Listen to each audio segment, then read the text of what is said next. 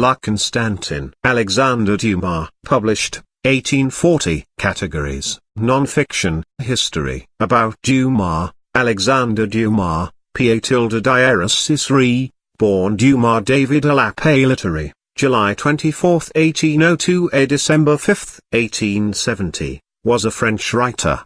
Best known for his numerous historical novels of high adventure which have made him one of the most widely read French authors in the world. Many of his novels, including The Count of Monte Cristo, The Three Musketeers, and The Man in the Iron Mask, were serialized, and he also wrote plays and magazine articles and was a prolific correspondent. Source: Wikipedia. Also available on our channel. Dumas, The Count of Monte Cristo, 1845. The Three Musketeers, 1844. The Man in the Iron Mask, 1850.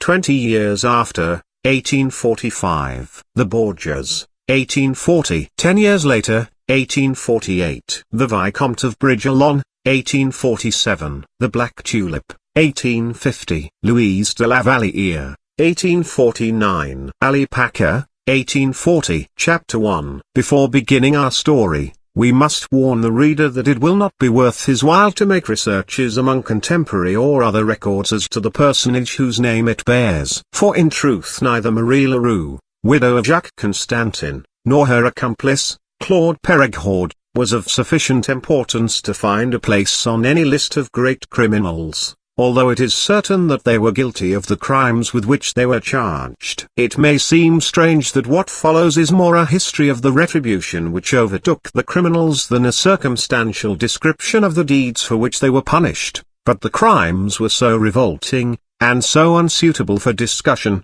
that it was impossible for us to enter into any details on the subject, so that what we offer in these pages is, we confess quite openly, not a full, true, and particular account of a certain series of events leading up to a certain result. It is not even a picture wherein that result is depicted with artistic completeness, it is only an imperfect narrative imperfectly rounded off. We feel sure, however, that the healthy-minded reader will be grateful for our reticence and total disregard of proportion. In spite of the disadvantage which such a theme imposes on any writer with a deep sense of responsibility, we have resolved to let in some light on these obscure figures, for we can imagine no more effective way of throwing into high relief the low morals and deep corruption into which all classes of society had sunk at the termination of the factious dissensions of the Fronde, which formed such a fitting prelude to the license of the reign of the Grand Roi. After this explanation,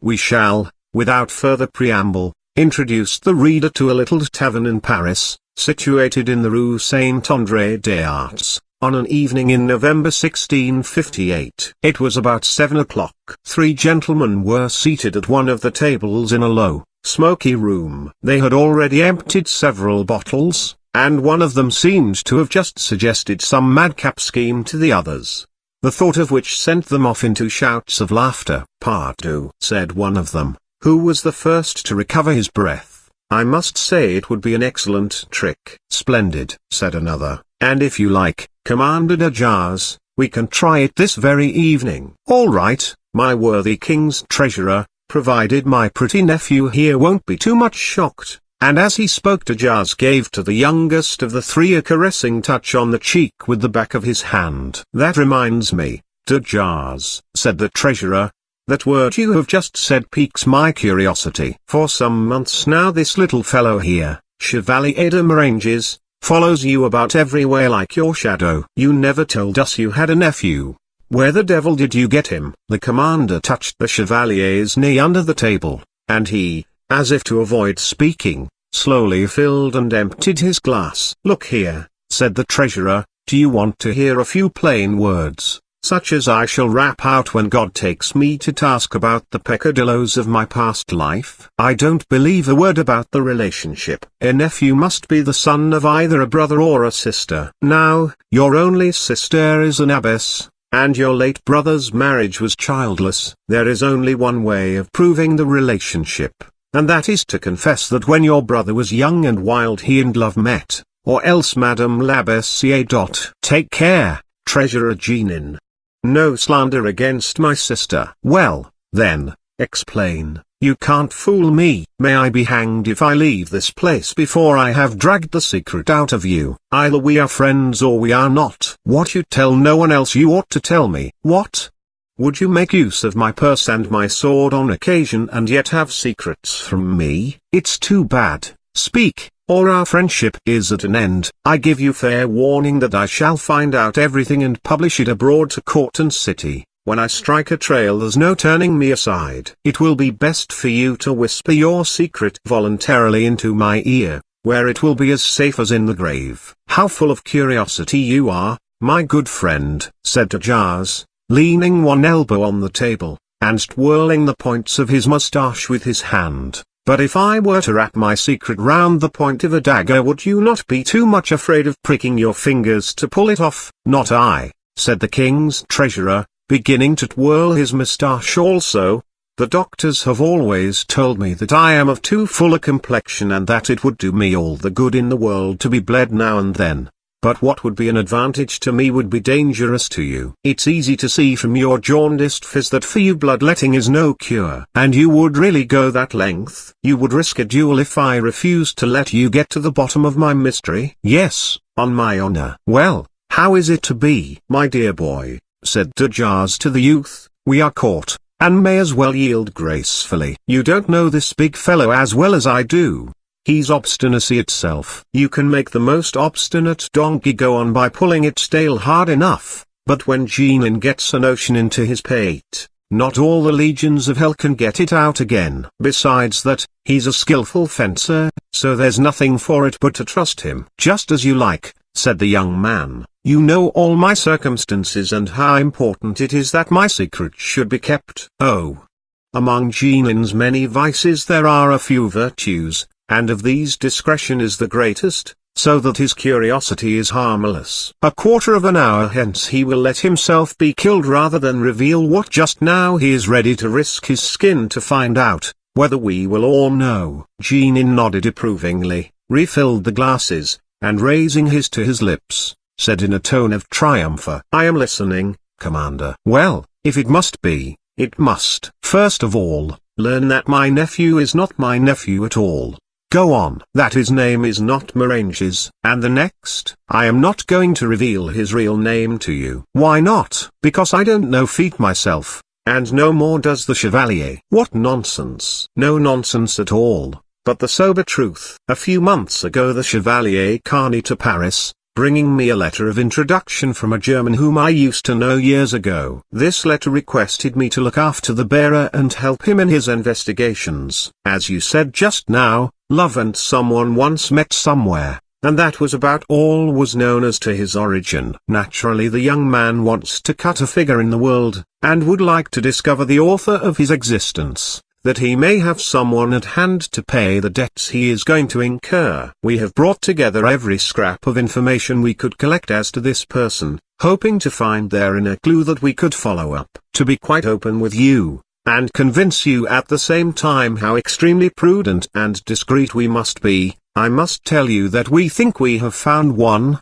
and that it leads to no less a dignitary than a prince of the church. But if he should get wind of our researches too soon everything would be at an end, don't you see? So keep your tongue between your teeth. Never fear, said Jeannin. Now, that's what I call speaking out as a friend should. I wish you luck, my gallant Chevalier de Moranges, and until you unearth your father, if you want a little money, my purse is at your service. On my word, Dumas, you must have been born with a call. There never was your equal for wonderful adventures. This one promises well spicy intrigues, scandalous revelations, and you'll be in the thick of it all. You're a lucky fellow. It's only a few months since you had the most splendid piece of good fortune sent you straight from heaven. A fair lady falls in love with you and makes you carry her off from the convent of La Roquette. But why do you never let anyone catch a glimpse of her? Are you jealous, or is it that she is no such beauty, after all,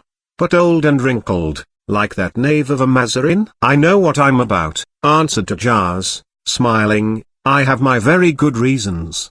The elopement caused a great deal of indignation, and it's not easy to get fanatics to listen to common sense. No, I am not in the least jealous, She is madly in love with me. Ask my nephew. Does he know her? We have no secrets from each other. The confidence between us is without a flaw. The fair one, believe me, is good to look on, and is worth all the ogling, fan-flirting baggages put together that one sees at court or on the balconies of the Palais Roy. Ah, I'll answer for that.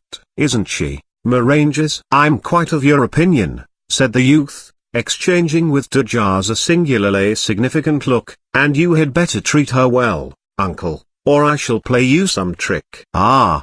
Ah! Cried Jeannin. You poor fellow! I very much fear that you are warming a little serpent in your bosom. Have an eye to this dandy with the beardless chin. But joking apart, my boy, are you really on good terms with the fair lady? Certainly I am. And you are not uneasy, Commander? Not the least little bit. He is quite right. I answer for her as for myself, you know. As long as he loves her she will love him. As long as he is faithful she will be faithful. Do you imagine that a woman who insists on her lover carrying her off can so easily turn away from the man of her choice? I know her well. I have had long talks with her, she and I alone. She is feather-brained, given to pleasure, entirely without prejudices and those stupid scruples which spoil the lives of other women, but a good sort on the whole, devoted to my uncle, with no deception about her, but at the same time extremely jealous, and has no notion of letting herself be sacrificed to a rival. If ever she finds herself deceived, goodbye to prudence and reserve. And then a look and a touch of the commander's knee cut this panegyric short, to which the treasurer was listening with open-eyed astonishment. What enthusiasm! He exclaimed. Well, and the way? Why, then, went on the young man, with a laugh, if my uncle behaves badly, I, his nephew, will try to make up for his wrongdoing. He can't blame me then. But until then he may be quite easy, as he well knows. Oh yes, and in proof of that I am going to take Maranges with me tonight. He is young and inexperienced, and it will be a good lesson for him to see how a gallant whose amorous intrigues did not begin yesterday sets about getting even with a coquette. He can turn it to account later on. On my word, said Jeannin, my notion is that he is in no great need of a teacher. However, that's your business, not mine. Let us return to what we were talking about just now. Are we agreed, and shall we amuse ourselves by paying out the lady in her own coin? If you like. Which of us is to begin? Dumas struck the table with the handle of his dagger. More wine, gentlemen, said the drawer, running up. No, dice, and be quick about it. 3 casts each and the highest twins, said Jeannin. You begin. I throw for myself and nephew. The dice rolled on the table. Ace and 3. It's my turn now. 6 and 5. Pass it over. 5 and 2. We're equal. 4 and 2. Now let me. Ace and blank. Double 6. You have won. And I'm off at once, said Jeannin, rising, and muffling himself in his mantle. It's now 7:30. We shall see each other again at 8. So I won't say goodbye. Good luck to you. Leaving the tavern and turning into the Rue Pavée, he took the direction of the river. Chapter 2. In 1658, at the corner of the streets Skitlacour and Le Hurepoix, the site of the latter being now occupied by the Quai des Augustins as far as Pont Saint-Michel, stood the great mansion which Francis I had bought and fitted up for the Duchesse d'Étampes. It was at this period, if not in ruins, at least beginning to show the ravages of time. Its rich interior decorations had lost their splendor and become antiquated. Fashion had taken up its abode in the Marais, near the Place Royale, and it was thither that profligate women and celebrated beauties now enticed the humming swarm of old rakes and young libertines. Not one of them all would have thought of residing in the mansion, or even in the quarter, wherein the king's mistress had once dwelt. It would have been a step downward in the social scale, and equivalent to a confession that their charms were falling in the public estimation. Still, the old palace was not empty. It had, on the contrary, several tenants. Like the provinces of Alexandre's empire, its vast suites of rooms had been subdivided, and so neglected was it by the gay world that people of the commonest description strutted about with impunity where once the proudest nobles had been glad to gain admittance. There in semi-isolation and despoiled of her greatness lived Angelique Louise de Guiche, formerly companion to Mademoiselle de Pons and then maid of honor to Anne of Austria. Her love intrigues and the scandals they gave rise to had led to her dismissal from court. Not that she was a greater sinner than many who remained behind, only she was unlucky enough or stupid enough to be found out. Her admirers were so indiscreet that they had not left her a shred of reputation.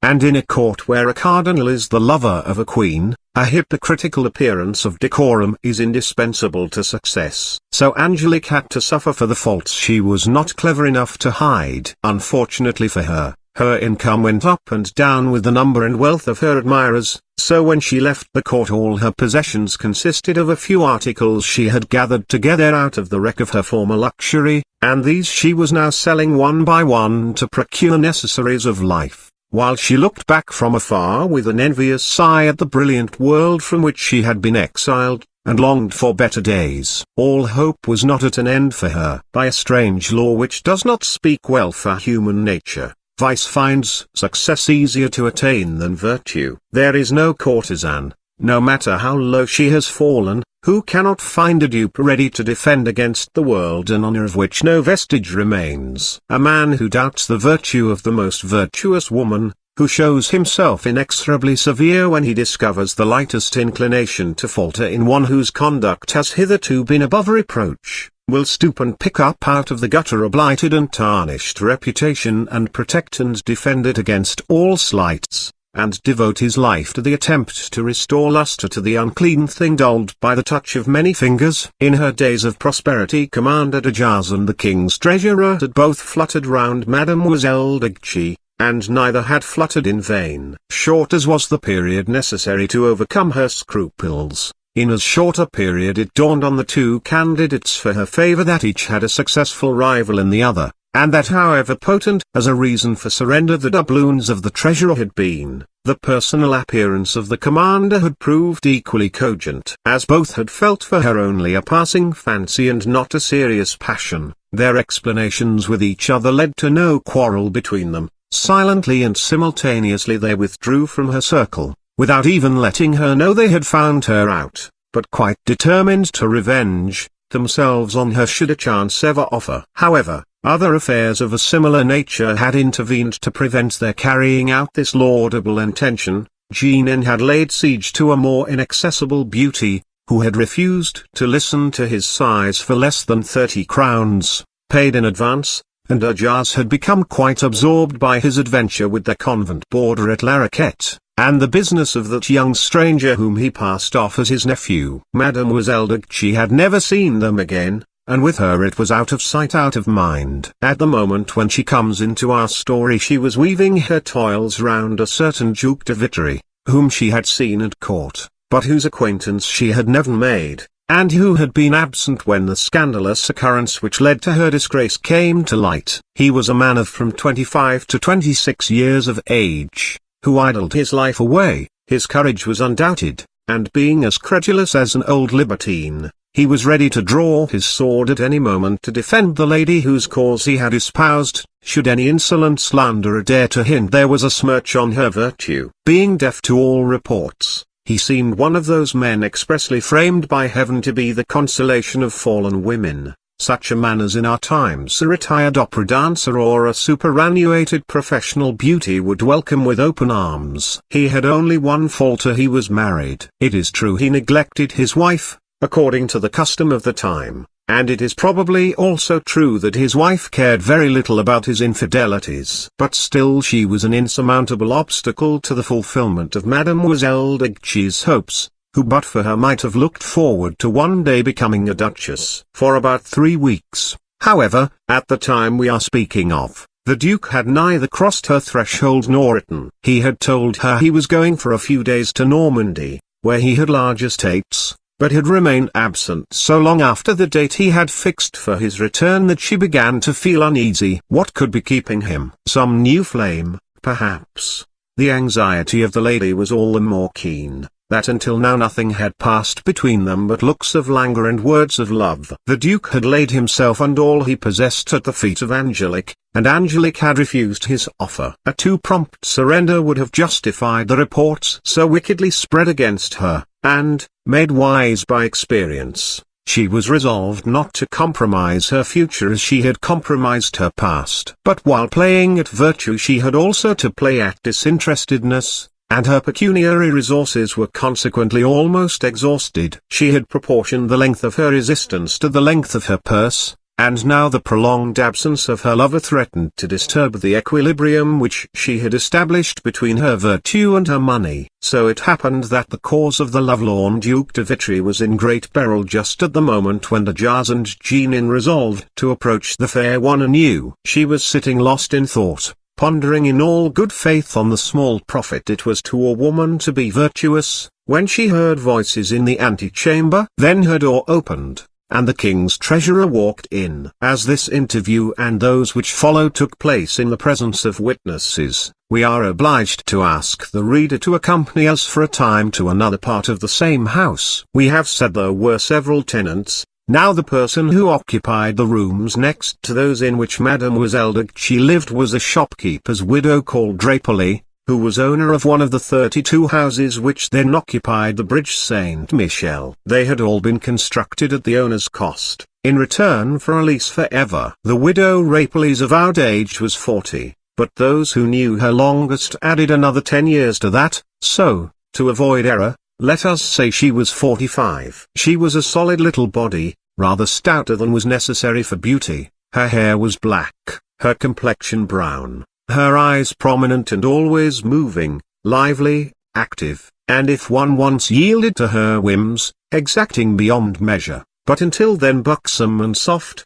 and inclined to pet and spoil whoever, for the moment, had arrested her volatile fancy. Just as we make her acquaintance, this happy individual was a certain Maître Quennebert, a notary of Saint Denis, and the comedy played between him and the widow was an exact counterpart of the one going on in the rooms of Mademoiselle de Guiche, except that the roles were inverted, for while the lady was as much in love as the Duc de Vitry, the answering devotion professed by the notary was as insincere as the disinterested attachment to her lover displayed by the whilom maid of honour. Maître Quennebert was still young and of attractive appearance, but his business affairs were in a bad way. For long he had been pretending not to understand the marked advances of the widow, and he treated her with a reserve and respect she would fain have dispensed with, and which sometimes made her doubt of his love. But it was impossible for her as a woman to complain, so she was forced to accept with resignation the persistent and unwelcome consideration with which he surrounded her. Maître Quennebert was a man of common sense and much experience, and had formed a scheme which he was prevented from carrying out by an obstacle which he had no power to remove. He wanted, therefore,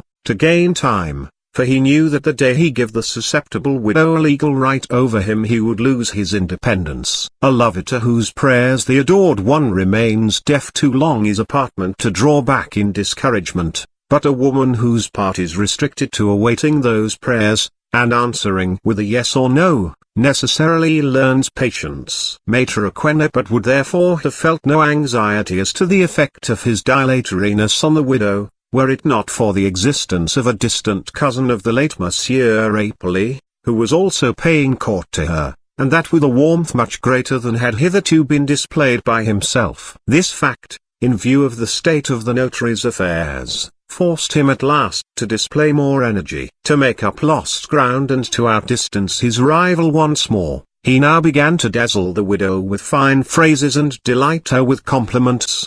But to tell the truth, all this trouble was superfluous. He was beloved, and with one fond look he might have won pardon for far greater neglect. An hour before the treasurer's arrival there had been a knock at the door of the old house, and Maître Quennebert, curled, pomaded, and prepared for conquest, had presented himself at the widow's. She received him with a more languishing air than usual, and shot such arrows at him froth her eyes that to escape a fatal wound he pretended to give way by degrees to deep sadness. The widow, becoming alarmed, asked with tenderness, "What ails you this evening?" He rose, feeling he had nothing to fear from his rival, and, being master of the field, might henceforth advance or recede as seemed best for his interests. "What ails me?" he repeated, with a deep sigh. "I might deceive you, might give you a misleading answer, but to you I cannot lie. I am in great trouble, and how to get out of it I don't know, but tell me what it is, said the widow, standing up in her turn. Maitre Quennebert took 3 long strides, which brought him to the far end of the room, and asked Edda, "Why do you want to know?" "You can't help me. My trouble is of a kind a man does not generally confide to women." "What is it? An affair of honor?" "Yes."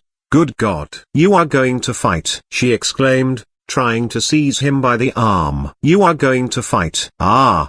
If it were nothing worse than that," said Quennebert, pacing up and down the room, "but you need not be alarmed, it is only a money trouble. I lent a large sum, a few months ago, to a friend, but the knave has run away and left me in the lurch. It was trust money, and must be replaced within 3 days. But where am I to get 2,000 francs? Yes, that is a large sum, and not easy to raise at such short notice. I shall be obliged to have recourse to some Jew, who will drain me dry. But I must save my good name at all costs." Madame Rapely gazed at him in consternation. Maitre Quennebert, divining her thought, hastened to add, "I have just 1/3 of what is needed." "Only 1/3? With great care, and by scraping together all I possess, I can make up 800 livres. But may I be damned in the next world, or punished as a swindler in this, and one's as bad as the other to me, if I can raise 1 farthing more." "But suppose someone should lend you the 1,200 francs, what then?"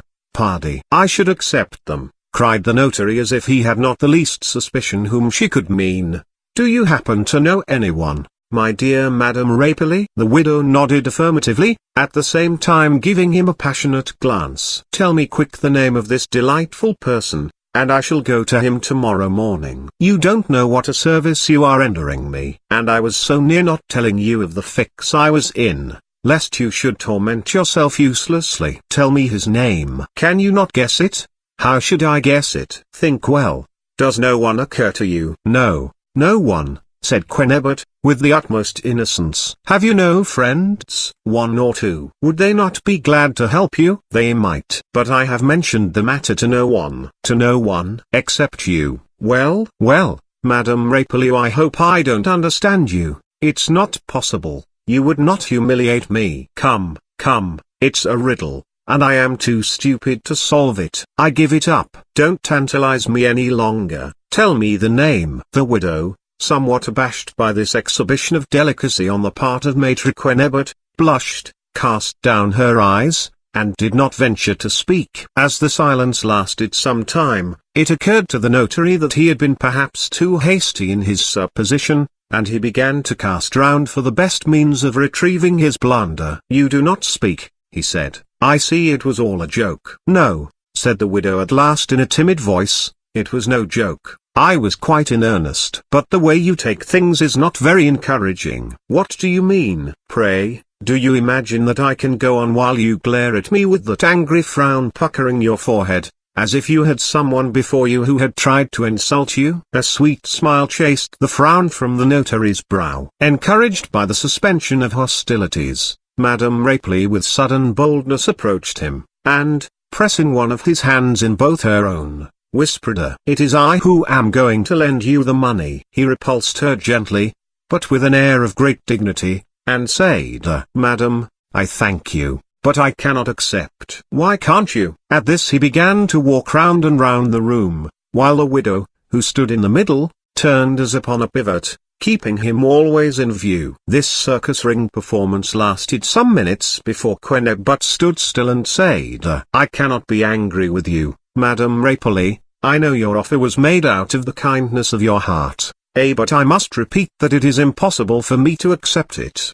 "There you go again." "I don't understand you at all." "Why can't you accept?" "What harm would it do?" "If there were no other reason, because people might suspect that I confided my difficulties to you in the hope of help." "And supposing you did, what then?" "People speak hoping to be understood." "You wouldn't have minded asking anyone else." "So you really think I did come in that hope?" "Mon Dieu, I don't think anything at all that you don't want. It was I who dragged the confidence from you by my questions. I know that very well. But now that you have told me your secret, how can you hinder me from sympathizing with you, from desiring to aid you? When I learn your difficulty, ought I to have been amused, and gone into fits of laughter?" "What?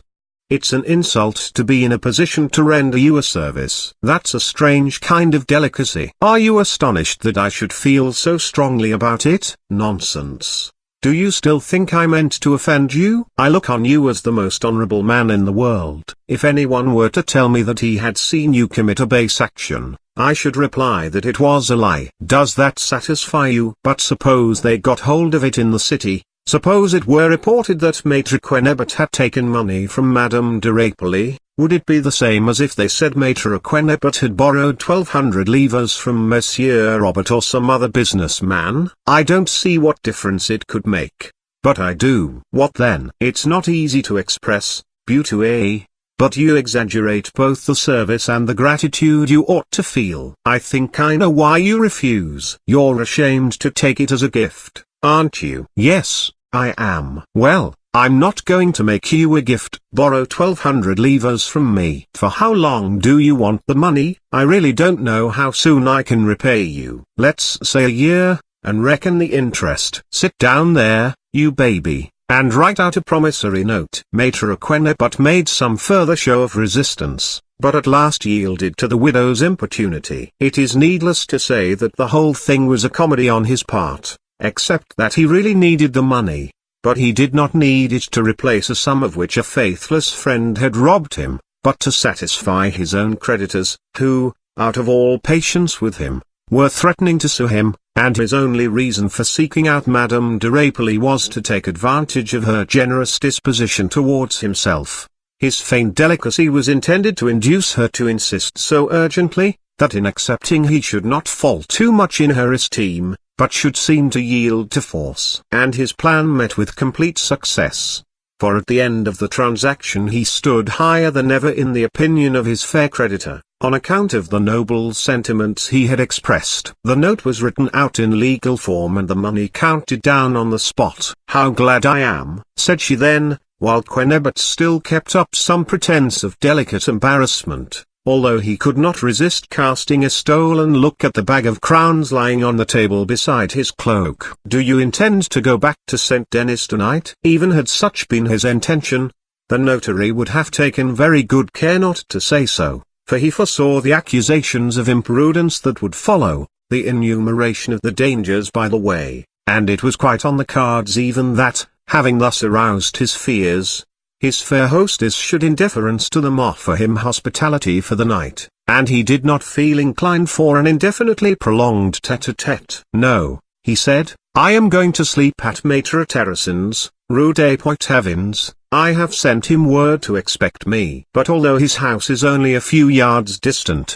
I must leave you earlier than I could have wished, on account of this money. Will you think of me?" "How can you ask?" replied Quennebert, with a sentimental expression. "You have compelled me to accept the money, Buter. I shall not be happy till I have repaid you. Suppose this loan should make us fall out. You may be quite sure that if you don't pay when the bill falls due, I shall have recourse to the law." "Oh, I know that very well. I shall enforce all my rights as a creditor. I expect nothing else. I shall show no pity." And the widow gave a saucy laugh and shook her finger at him. "Madame Rapolli," said the notary, who was most anxious to bring this conversation to an end, dreading every moment that it would take a languishing tone, "Madame Rapolli, will you add to your goodness by granting me one more favor?" "What is it?" "The gratitude that is simulated is not difficult to bear, but genuine, sincere gratitude, such as I feel, is a heavy burden, as I can assure you. It is much easier to give than to receive. Promise me, then, that from now till the year is up there shall be no more reference between us to this money, and that we shall go on being good friends as before. Leave it to me to make arrangements to acquit myself honorably of my obligations towards you. I need say no more. Till a year's up, mum's the word." "It shall be as you desire, Maître Quennebert," answered Madame Rapolli, her eyes shining with delight. "It was never my intention to lay you under embarrassing obligations, and I leave it all to you. Do you know that I am beginning to believe in presentiments?" "You becoming superstitious?" "Why, may I ask?" "I refused to do a nice little piece of ready money business this morning."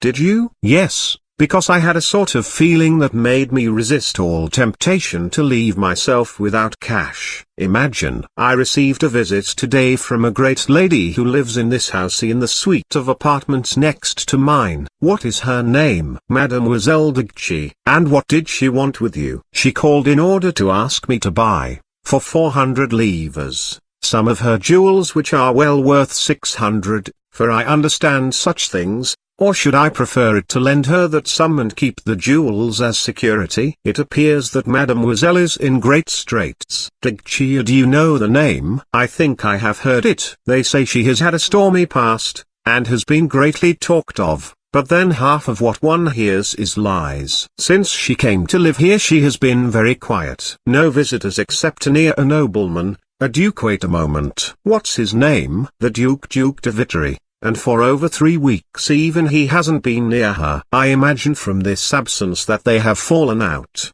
and that she is beginning to feel the want of money. You seem to be intimately acquainted with this young woman's affairs. Indeed I am, and yet I never spoke to her till this morning. How did you get your information? Then, by chance, the room adjoining this and one of those she occupies were formerly one large room, which is now divided into two by a partition wall covered with tapestry, but in the two corners the plaster has crumbled away with time, and one can see into the room through slits in the tapestry without being seen oneself. Are you inquisitive? Not more than you, Madame Rapely. Come with me. Someone knocked at the street door a few moments ago. There's no one else in the house likely to have visitors at this hour. Perhaps her admirer has come back. If so, we are going to witness a scene of recrimination or reconciliation. How delightful! Although he was not leaving the widow's lodgings, Maître Quennebert took up his hat and cloak and the blessed bag of crown pieces,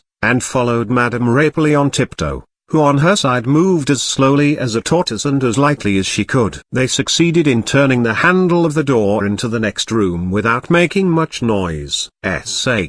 Breathed the widow softly. Listen. They are speaking. She pointed to the place where he would find a peephole in one corner of the room, and crept herself towards the corresponding corner. Quennebert, who was by no means anxious to have her at his side, motioned to her to blow out the light. This being done, he felt secure, for he knew that in the intense darkness which now enveloped them she could not move from her place without knocking against the furniture between them. So he glued his face to the partition. An opening just large enough for one eye allowed him to see everything that was going on in the next room. Just as he began his observations, the treasurer at Mademoiselle Degchi's invitation was about to take a seat near her, but not too near for perfect respect. Both of them were silent, and appeared to labor under great embarrassment at finding themselves together, and explanations did not readily begin. The lady had not an idea of the motive of the visit, and her quondam lover feigned the emotion necessary to the success of his undertaking. Thus Maître Quennebert had full time to examine both, and especially Angelique. The reader will doubtless desire to know what was the result of the notary's observation. Chapter 3. Angelique Louise Degchi was a woman of about 28 years of age,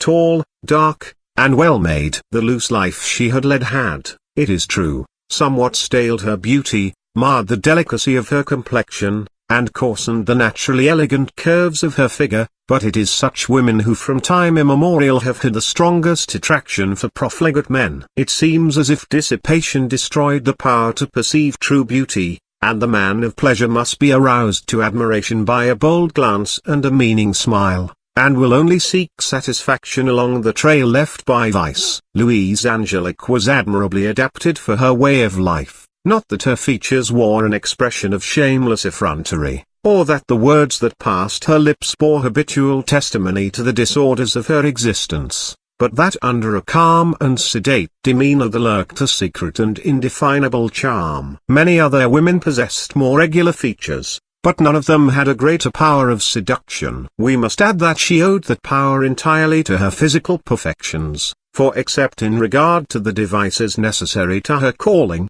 she showed no cleverness, being ignorant, dull and without inner resources of any kind. As her temperament led her to share the desires she excited, she was really incapable of resisting an attack conducted with skill and ardor, and if the Duc de Vitry had not been so madly in love, which is the same as saying that he was hopelessly blind, silly, and dense to everything around him. He might have found a score of opportunities to overcome her resistance. We have already seen that she was so straitened in money matters that she had been driven to try to sell her jewels that very morning. Jeanine was the first to break silence. "You are astonished at my visit, I know, my charming Angelique. But you must excuse my thus appearing so unexpectedly before you. The truth is, I found it impossible to leave Paris without seeing you once more." "Thank you for your kind remembrance," said she, "but I did not at all expect it." "Come, come, you are offended with me." She gave him a glance of mingled disdain and resentment, but he went on, in a timid, wistful tone. "I know that my conduct must have seemed strange to you, and I acknowledge that nothing can justify a man for suddenly leaving the woman he loves. I do not dare to say the woman who loves him without a word of explanation. But, dear Angelique, I was jealous." "Jealous," she repeated incredulously. "I tried my best to overcome the feeling, and I hid my suspicions from you. 20 times I came to see you bursting with anger and determined to overwhelm you with reproaches, but at the sight of your beauty I forgot everything but that I loved you. My suspicions dissolved before a smile. One word from your lips charmed me into happiness. But when I was again alone my terrors revived, I saw my rivals at your feet, and rage possessed me once more." "Ah! You never knew how devotedly I loved you." She let him speak without interruption. Perhaps the same thought was in her mind as in Quenebut's, who, himself a past master in the art of lying, was thinking, "The man does not believe a word of what he is saying." But the treasurer went on, "I can see that even now you doubt my sincerity. Does my lord desire that his handmaiden should be blunt? Well, I know that there is no truth in what you say. Oh, I can see that you imagine that among the distractions of the world I have kept no memory of you, and have found consolation in the love of less obdurate fair ones. I have not broken in on your retirement, I have not shadowed your steps, I have not kept watch on your actions, I have not surrounded you with spies who would perhaps have brought me the assurance, if she quitted the world which outraged her, she was not driven forth by an impulse of wounded pride or noble indignation. She did not even seek to punish those who misunderstood her by her absence. She buried herself where she was unknown, that she might indulge in stolen loves.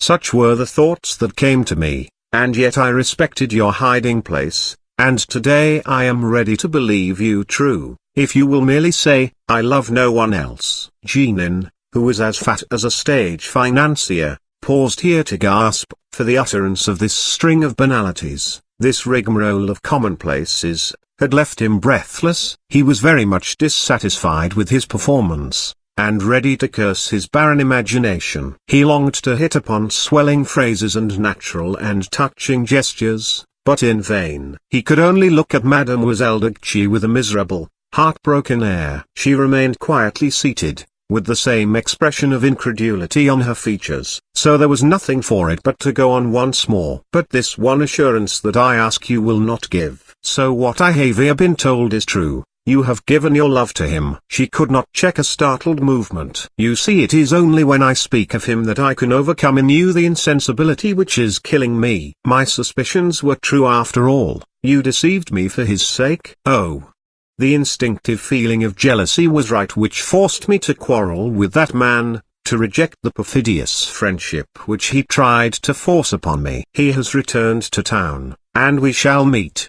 But why do I say returned? Perhaps he only pretended to go away, and safe in this retreat has flouted with impunity my despair and braved my vengeance." Up to this the lady had played a waiting game, but now she grew quite confused, trying to discover the thread of the treasurer's thoughts. To whom did he refer? The Duc de Vitry? That had been her first impression. But the Duke had only been acquainted with her for a few months since she had left court. He could not therefore have excited the jealousy of her whilom lover, and if it were not he, to whom did the words about rejecting perfidious friendship, and returned to town, and so on, apply? Jeanine divined her embarrassment, and was not a little proud of the tactics which would, he was almost sure, Force her to expose herself, for there are certain women who can be thrown into cruel perplexity by speaking to them of their love passages without affixing a proper name label to each. They are placed as it were on the edge of an abyss,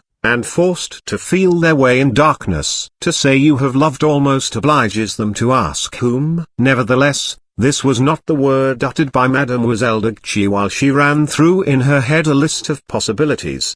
Her answer was "Your language astonishes me, I don't understand what you mean." The ice was broken, and the treasurer made a plunge. Seizing one of Angelique's hands, he asked her, "Have you never seen Commander de Jars since then?" "Commander de Jars!" exclaimed Angelique. "Can you swear to me, Angelique, that you love him not?" "Mon Dieu! What put it into your head that I ever cared for him?" "It's over 4 months since I saw him last, and I hadn't an idea whether he was alive or dead." "So he has been out of town?" "That's the first I heard of it." "My fortune is yours, Angelique." "Oh!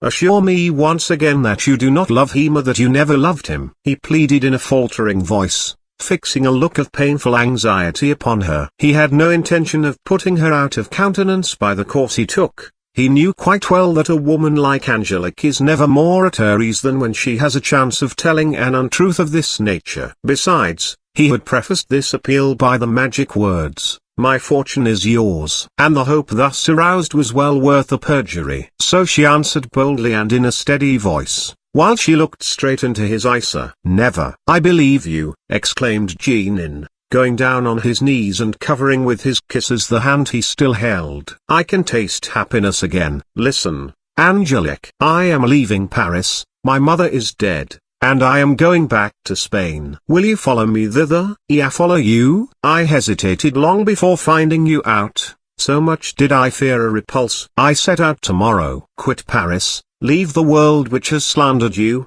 and come with me. In a fortnight we shall be man and wife." "You are not in earnest." "May I expire at your feet if I am not? Do you want me to sign the oath with my blood?"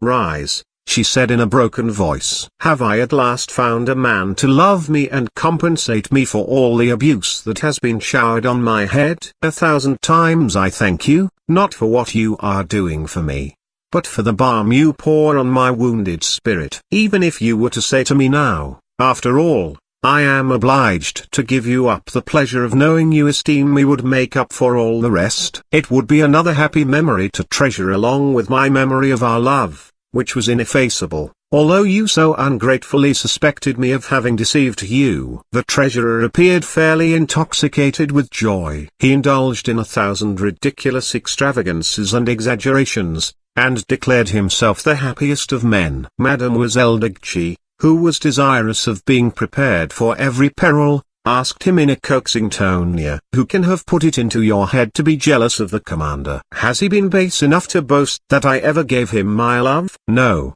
he never said anything about you, but some way I was afraid." She renewed her assurances. The conversation continued some time in a sentimental tone. 1,000 oaths, 1,000 protestations of love were exchanged. Jeannin feared that the suddenness of their journey would inconvenience his mistress, and offered to put it off for some days, but to this she would not consent, and it was arranged that the next day at noon a carriage should call at the house and take Angelique out of town to an appointed place at which the treasurer was to join her. Maître Quennebert, eye and ear on the alert, had not lost a word of this conversation, and the last proposition of the treasurer changed his ideas.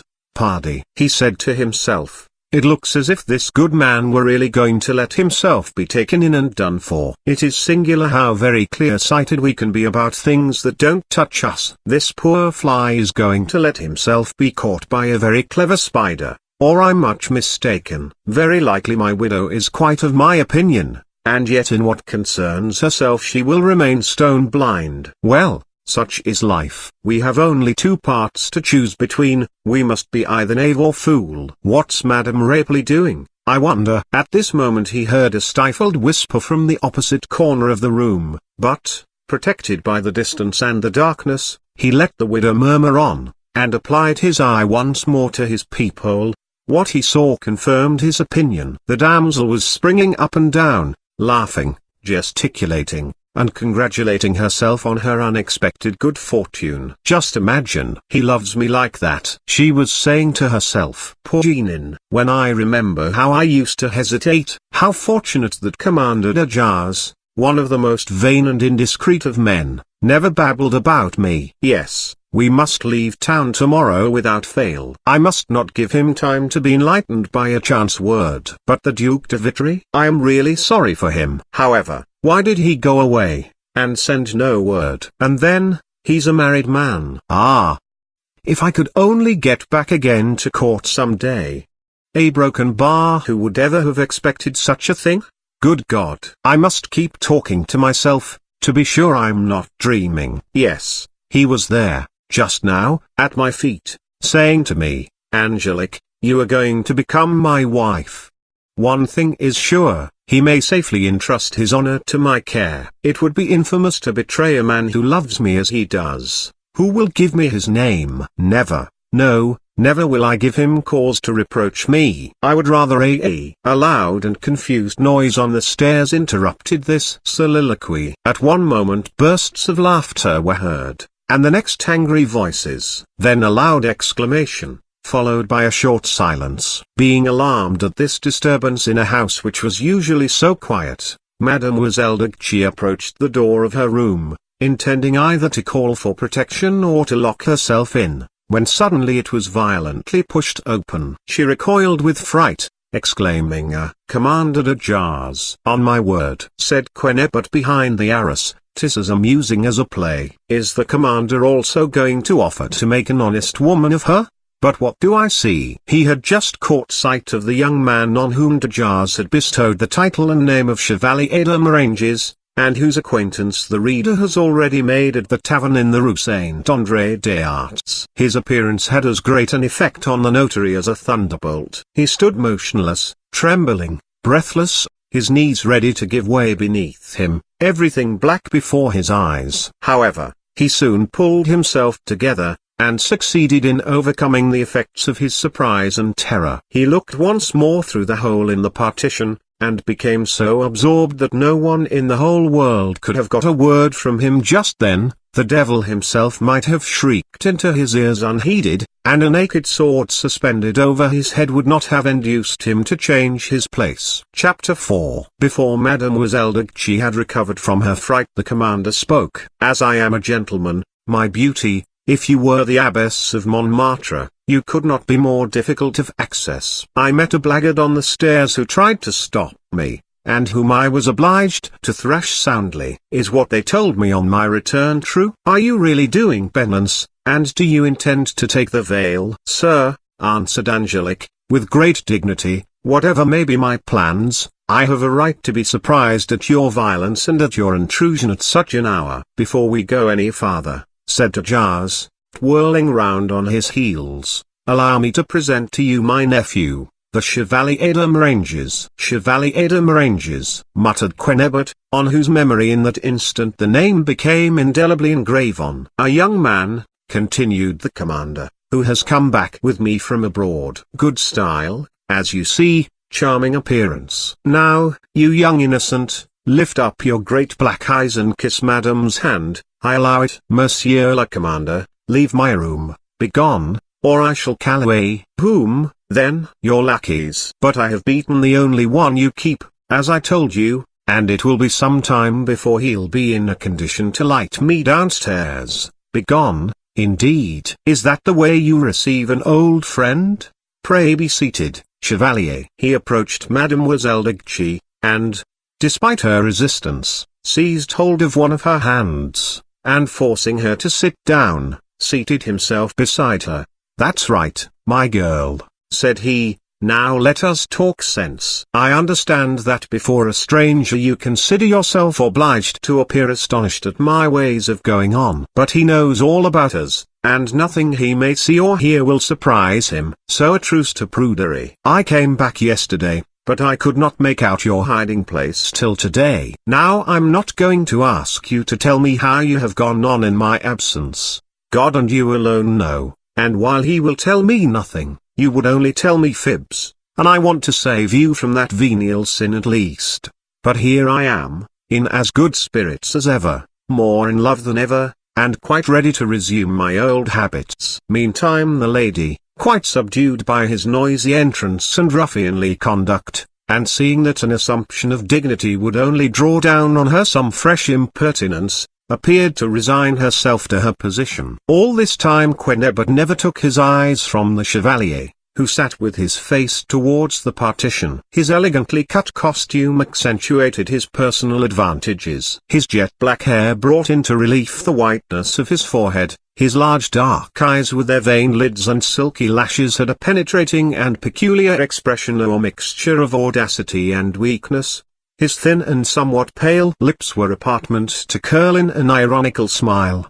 His hands were of perfect beauty, his feet of dainty smallness, and he showed with an affectation of complaisance a well-turned leg above his ample boots, the turned-down tops of which, garnished with lace, fell in irregular folds over his ankles in the latest fashion. He did not appear to be more than 18 years of age, and nature had denied his charming face the distinctive sign of his sex, for not the slightest down was visible on his chin, though a little delicate penciling darkened his upper lip. His slightly effeminate style of beauty, the graceful curves of his figure, his expression, sometimes coaxing, sometimes saucy, reminding one of a page, gave him the appearance of a charming young scapegrace destined to inspire sudden passions and wayward fancies. While his pretended uncle was making himself at home most unceremoniously, Quenebert remarked that the Chevalier at once began to lay siege to his fair hostess, bestowing tender and love-laden glances on her behind that uncle's back. This redoubled his curiosity. "My dear girl," said the commander, "since I saw you last I have come into a fortune of 100,000 livres, neither more nor less. One of my dear aunts took it into her head to depart this life, and her temper being crotchety and spiteful she made me her sole heir, in order to enrage those of her relatives who had nursed her in her illness. 100,000 livres. It's a round sum enough to cut a great figure with for 2 years. If you like, we shall squander it together, capital and interest. Why do you not speak? Has anyone else robbed me by any chance of your heart? If that were so, I should be in despair, upon my word, for the sake of the fortunate individual who had won your favor, for I will brook no rivals. I give you fair warning." "Monsieur le Commander," answered Angelique, "you forget, in speaking to me in that manner, I have never given you any right to control my actions. Have we severed our connection?" At this singular question Angelique started, but de jars continued. "When last we parted we were on the best of terms, were we not? I know that some months have elapsed since then, but I have explained to you the reason of my absence. Before filling up the blank left by the departed we must give ourselves space to mourn. Well, was I right in my guess? Have you given me a successor?" Mademoiselle de Guiche had hitherto succeeded in controlling her indignation, and had tried to force herself to drink the bitter cup of humiliation to the dregs, but now she could bear it no longer. Having thrown a look expressive of her suffering at the young Chevalier, who continued to ogle her with great pertinacity, she decided on bursting into tears, and in a voice broken by sobs she exclaimed that she was miserable at being treated in this manner, that she did not deserve it, and that heaven was punishing her for her error in yielding to the entreaties of the commander. One would have sworn she was sincere and that the words came from her heart. If Maître Quenebert had not witnessed the scene with Jeannin, if he had not known how frail was the virtue of the weeping damsel, he might have been affected by her touching plaint.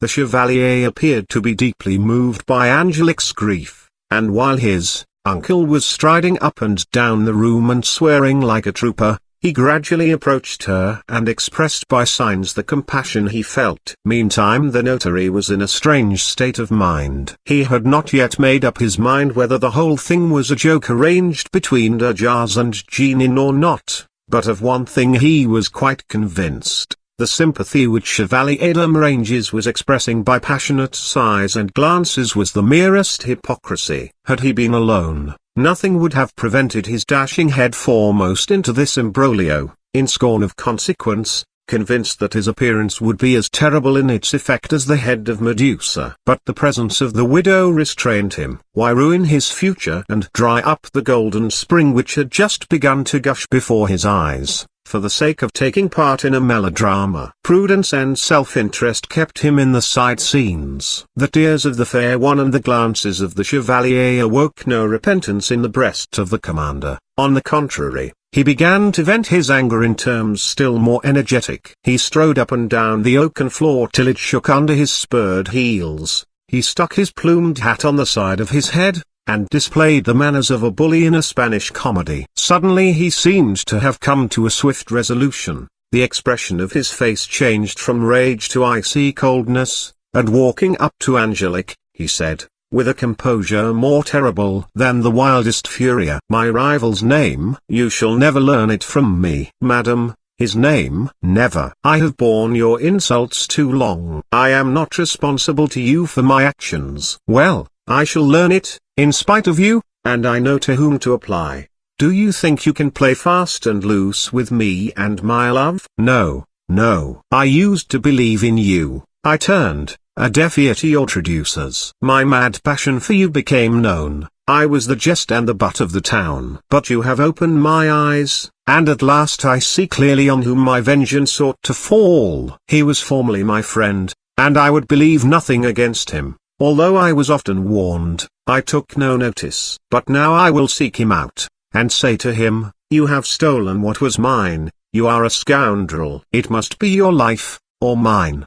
And if there is justice in heaven, I shall kill him. Well, madam, you don't ask me the name of this man. You well know whom I mean." This threat brought home to Mademoiselle de Guiche how imminent was her danger. At first she had thought the commander's visit might be a snare laid to test her, but the coarseness of his expressions, the cynicism of his overtures in the presence of a third person, had convinced her she was wrong. No man could have imagined that the revolting method of seduction employed could meet with success, and if the commander had desired to convict her of perfidy he would have come alone and made use of more persuasive weapons. No, he believed he still had claims on her, but even if he had, by his manner of enforcing them he had rendered them void. However, the moment he threatened to seek out a rival whose identity he designated quite clearly, and revealed to him the secret it was so necessary to her interests to keep hidden, the poor girl lost her head. She looked at de Jars with a frightened expression,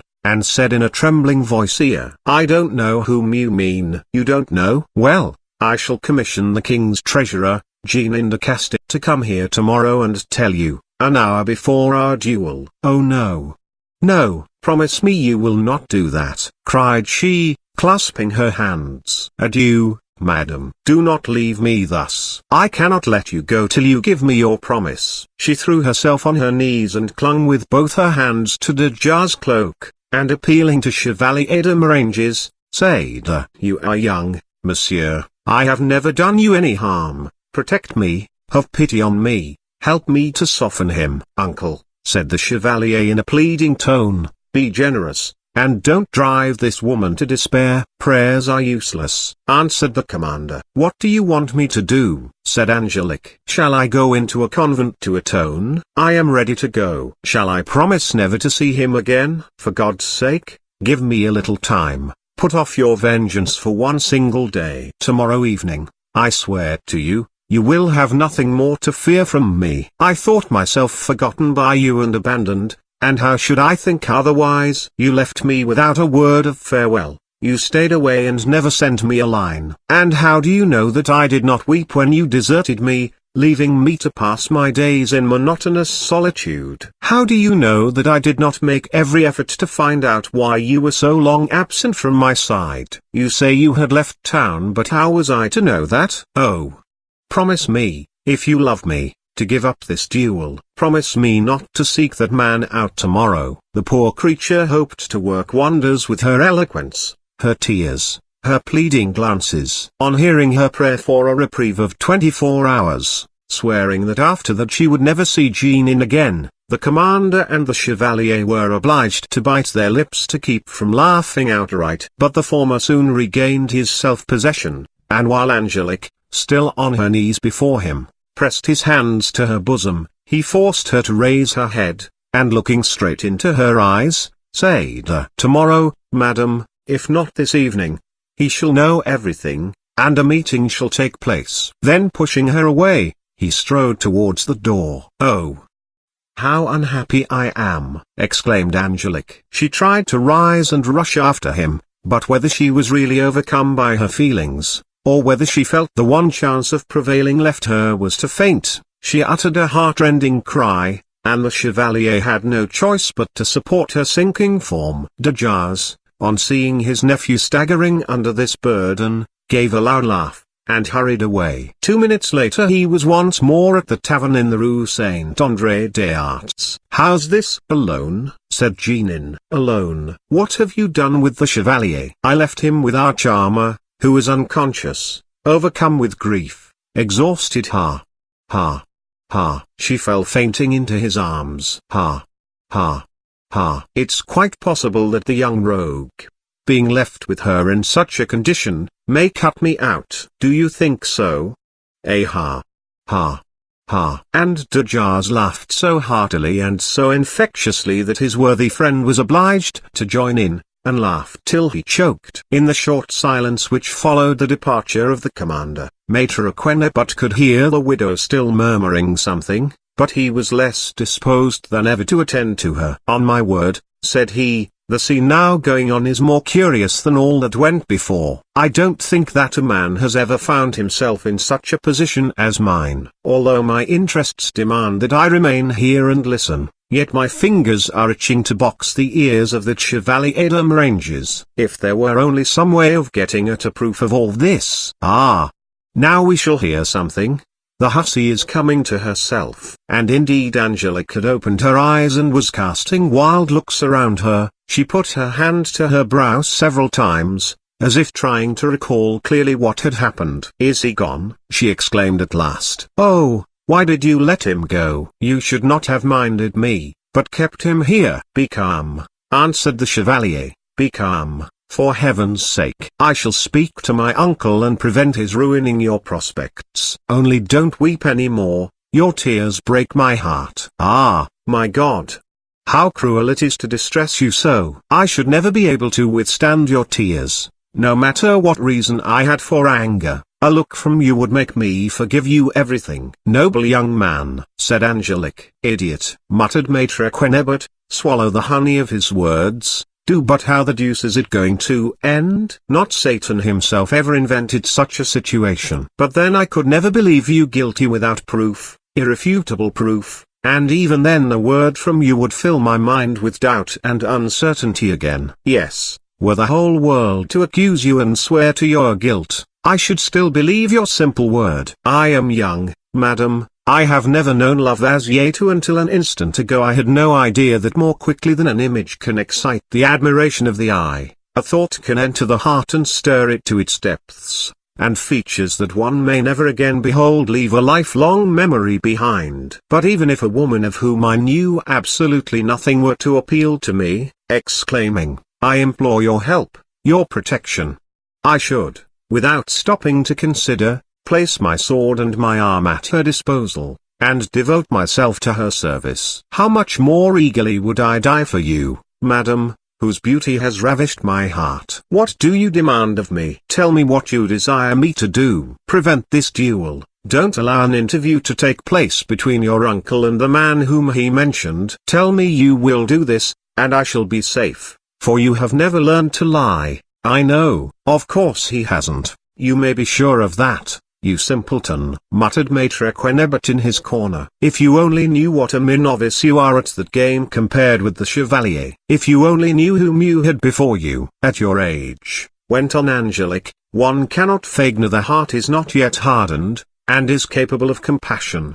But a dreadful idea occurs to me, a horrible suspicion. Is it all a devilish trick or a snare arranged in joke? Tell me that it is not all a pretense. A poor woman encounters so much perfidy. Men amuse themselves by troubling her heart and confusing her mind, they excite her vanity, they compass her round with homage, with flattery, with temptation, and when they grow tired of fooling her, they despise and insult her. Tell me, was this all a preconcerted plan? This love, this jealousy? Were they only acted? Oh, madam, broke in the Chevalier, with an expression of the deepest indignation, how can you for an instant imagine that a human heart could be so perverted? I am not acquainted with the man whom the commander accused you of loving, but whoever he may be, I feel sure that he is worthy of your love, and that he would never have consented to such a dastardly joke. Neither would my uncle. His jealousy mastered him and drove him madder. But I am not dependent on him, I am my own master,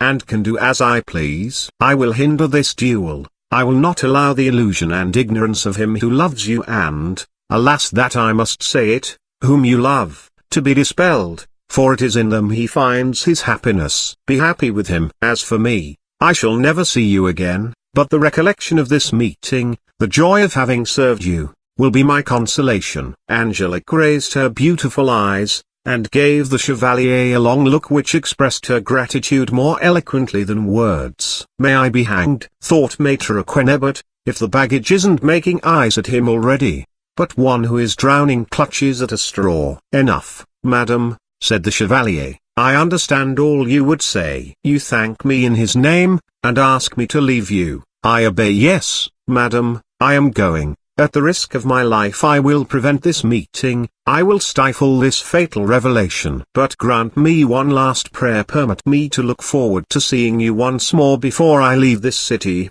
to which I wish I had never come.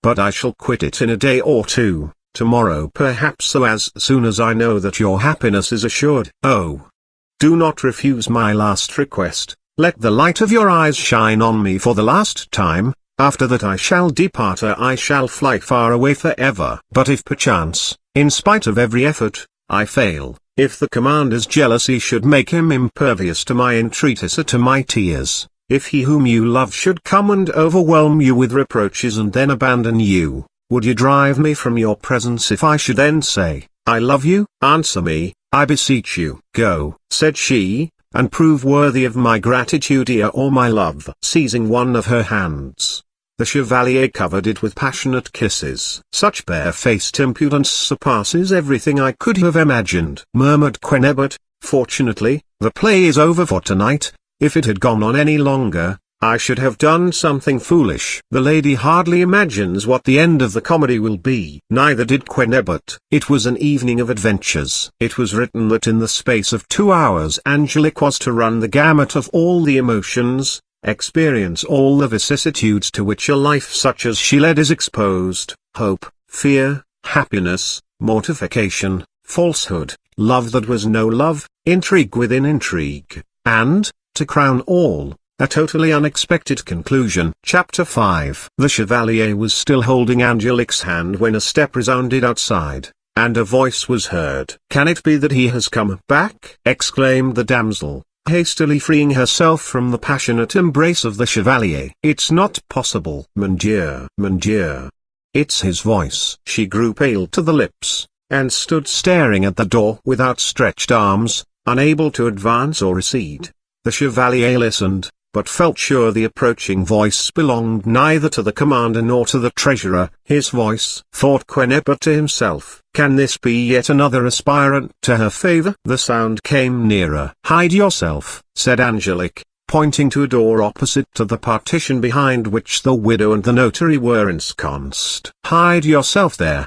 There's a secret staircase, you can get out that way. I hide myself, exclaimed Moranges, with a swaggering air. What are you thinking of? I remain. It would have been better for him to have followed her advice, as may very well have occurred to the youth 2 minutes later, as a tall, muscular young man entered in a state of intense excitement. Angelique rushed to meet him, crying, Ah, Monsieur le Duc, is it you? What is this I hear? Angelique, said the Duc de Vitry. I was told below that 3 men had visited you this evening, but only 2 have gone out. Where is the third? I do not need long to find him, he added, as he caught sight of the Chevalier, who stood his ground bravely enough. In heaven's name, cried Angelique, in heaven's name, listen to me. No, no, not a word. Just now I am not questioning you. Who are you, sir? The Chevalier's teasing and bantering disposition made him even at that critical moment insensible to fear,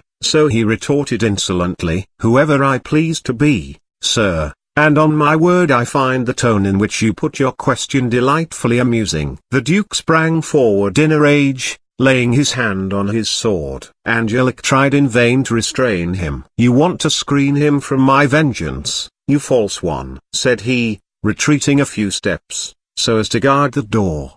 "Defend your life, sir." "Do you defend yours?" Both drew at the same moment. Two shrieks followed, one in the room, the other behind the tapestry, for neither Angelique nor the widow had been able to restrain her alarm as the two swords flashed in air. In fact, the latter had been so frightened that she fell heavily to the floor in a faint. This incident probably saved the young man's life. His blood had already begun to run cold at the sight of his adversary foaming with rage and standing between him and the door, when the noise of the fall distracted the Duke's attention. "What was that?" he cried. "Are there other enemies concealed here too?" And forgetting that he was leaving a way of escape free, he rushed in the direction from which the sound came, and lunged at the tapestry-covered partition with his sword. Meantime the Chevalier, dropping all his airs of bravado, sprang from one end of the room to the other like a cat pursued by a dog, but rapid as were his movements, the Duke perceived his flight,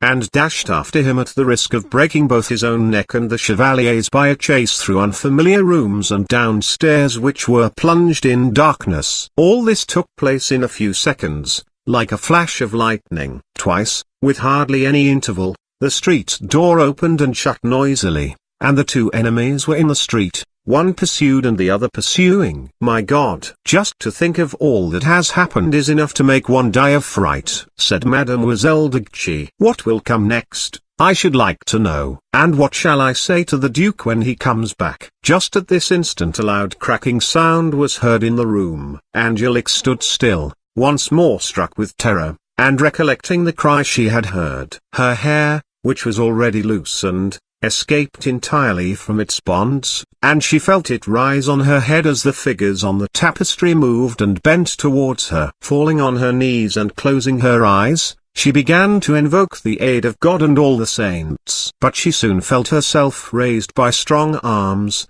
and looking round, she found herself in the presence of an unknown man, who seemed to have issued from the ground or the walls, and who, seizing the only light left unextinguished in the scuffle, dragged her more dead than alive into the next room. This man was, as the reader will have already guessed, Maître Quennebert. As soon as the Chevalier and the Duke had disappeared, the notary had run towards the corner where the widow lay, and having made sure that she was really unconscious, and unable to see or hear anything, so that it would be quite safe to tell her any story he pleased next day, he returned to his former position, and applying his shoulder to the partition, easily succeeded in freeing the ends of the rotten laths from the nails which held there, and, pushing them before him, made an aperture large enough to allow of his passing through into the next apartment. He applied himself to this task with such vigor, and became so absorbed in its accomplishment,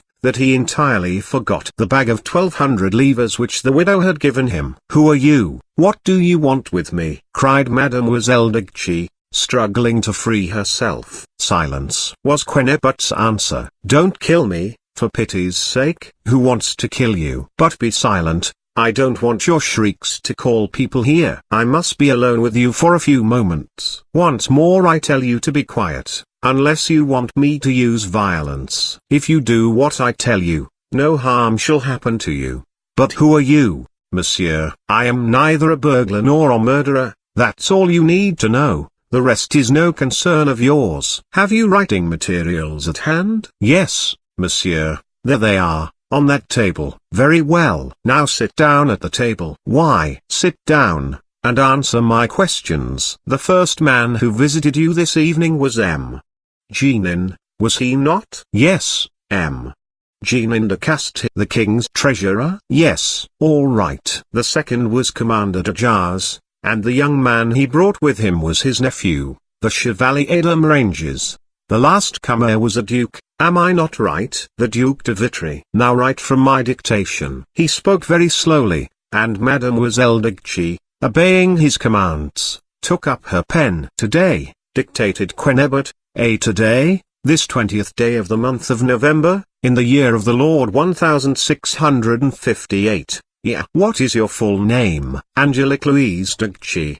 Go on. I, Angelique Louise Dugchy, was visited, in the rooms which I occupy, in the mansion of the Duchesse d'Étampes, corner of the streets Skitlaker and du Hurepoix, about 7:30 in the evening, in the first place, by Messire Jean de Castille, King's Treasurer, in the second place, by Commander de Jars, who was accompanied by a young man, his nephew, the Chevalier de Maranges, in the third place, after the departure of Commander de Jars, and while I was alone with the Chevalier de Maranges, by the Duc de Vitry, who drew his sword upon the said Chevalier and forced him to take flight. Now put in a line by itself, and use capitals. Description of the Chevalier de Maranges. But I only saw him for an instant, said Angelique, and I can't recall a right, and don't talk. I can recall everything, and that is all that is wanted. Height about 5 feet.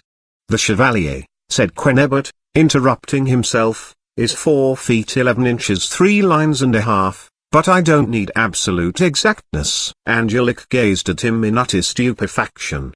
Do you know him, then? She asked. I saw him this evening for the first time, but my eye is very accurate. Height about 5 feet, hair black, eyes ditto, nose aquiline, mouth large, lips compressed, forehead high, face oval, complexion pale, no beard. Now another line, and in capitals. Special marks. A small mole on the neck behind the right ear, a smaller mole on the left hand. Have you written that? Now sign it with your full name. What use are you going to make of this paper? I should have told you before, if I had desired you to know. Any questions are quite useless. I don't enjoin secrecy on you, however, added the notary, as he folded the paper and put it into his doublet pocket. You are quite free to tell anyone you like that you have written the description of the Chevalier de Maranges at the dictation of an unknown man, who got into your room you don't know how, by the chimney or through the ceiling perhaps, but who was determined to leave it by a more convenient road. Is there not a secret staircase? Show me where it is. I don't want to meet anyone on my way out. Angelique pointed out a door to him hidden by a damask curtain,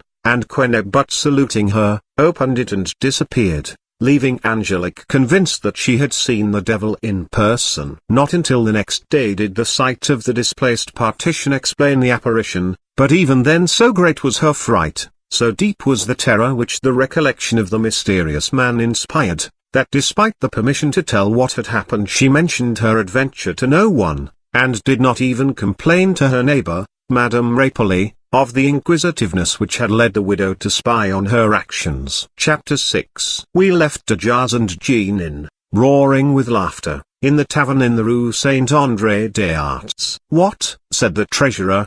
Do you really think that Angelique thought I was in earnest in my offer?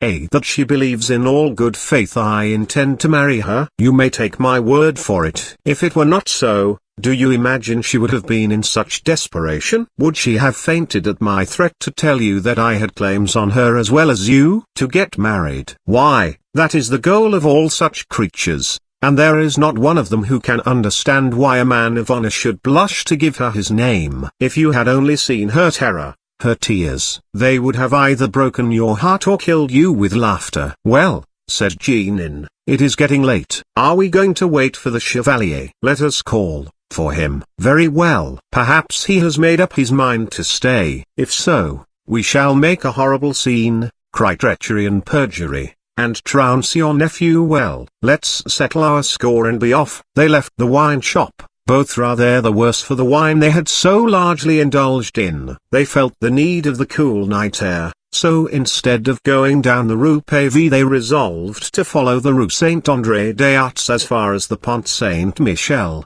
so as to reach the mansion by a longer route. At the very moment the commander got up to leave the tavern the Chevalier had run out of the mansion at the top of his speed. It was not that he had entirely lost his courage, for had he found it impossible to avoid his assailant it is probable that he would have regained the audacity which had led him to draw his sword. But he was a novice in the use of arms, had not reached full physical development, and felt that the chances were so much against him that he would only have faced the encounter if there were no possible way of escape. On leaving the house he had turned quickly into the Rue Gitlecoeur, but on hearing the door close behind his pursuer he disappeared down the narrow and crooked Rue de l'Arundel, hoping to throw the Duc de Vitry off the scent. The Duke, however, though for a moment in doubt, was guided by the sound of the flying footsteps. The Chevalier, still trying to send him off on a false trail, turned to the right, and so regained the upper end of the Rue Saint-André,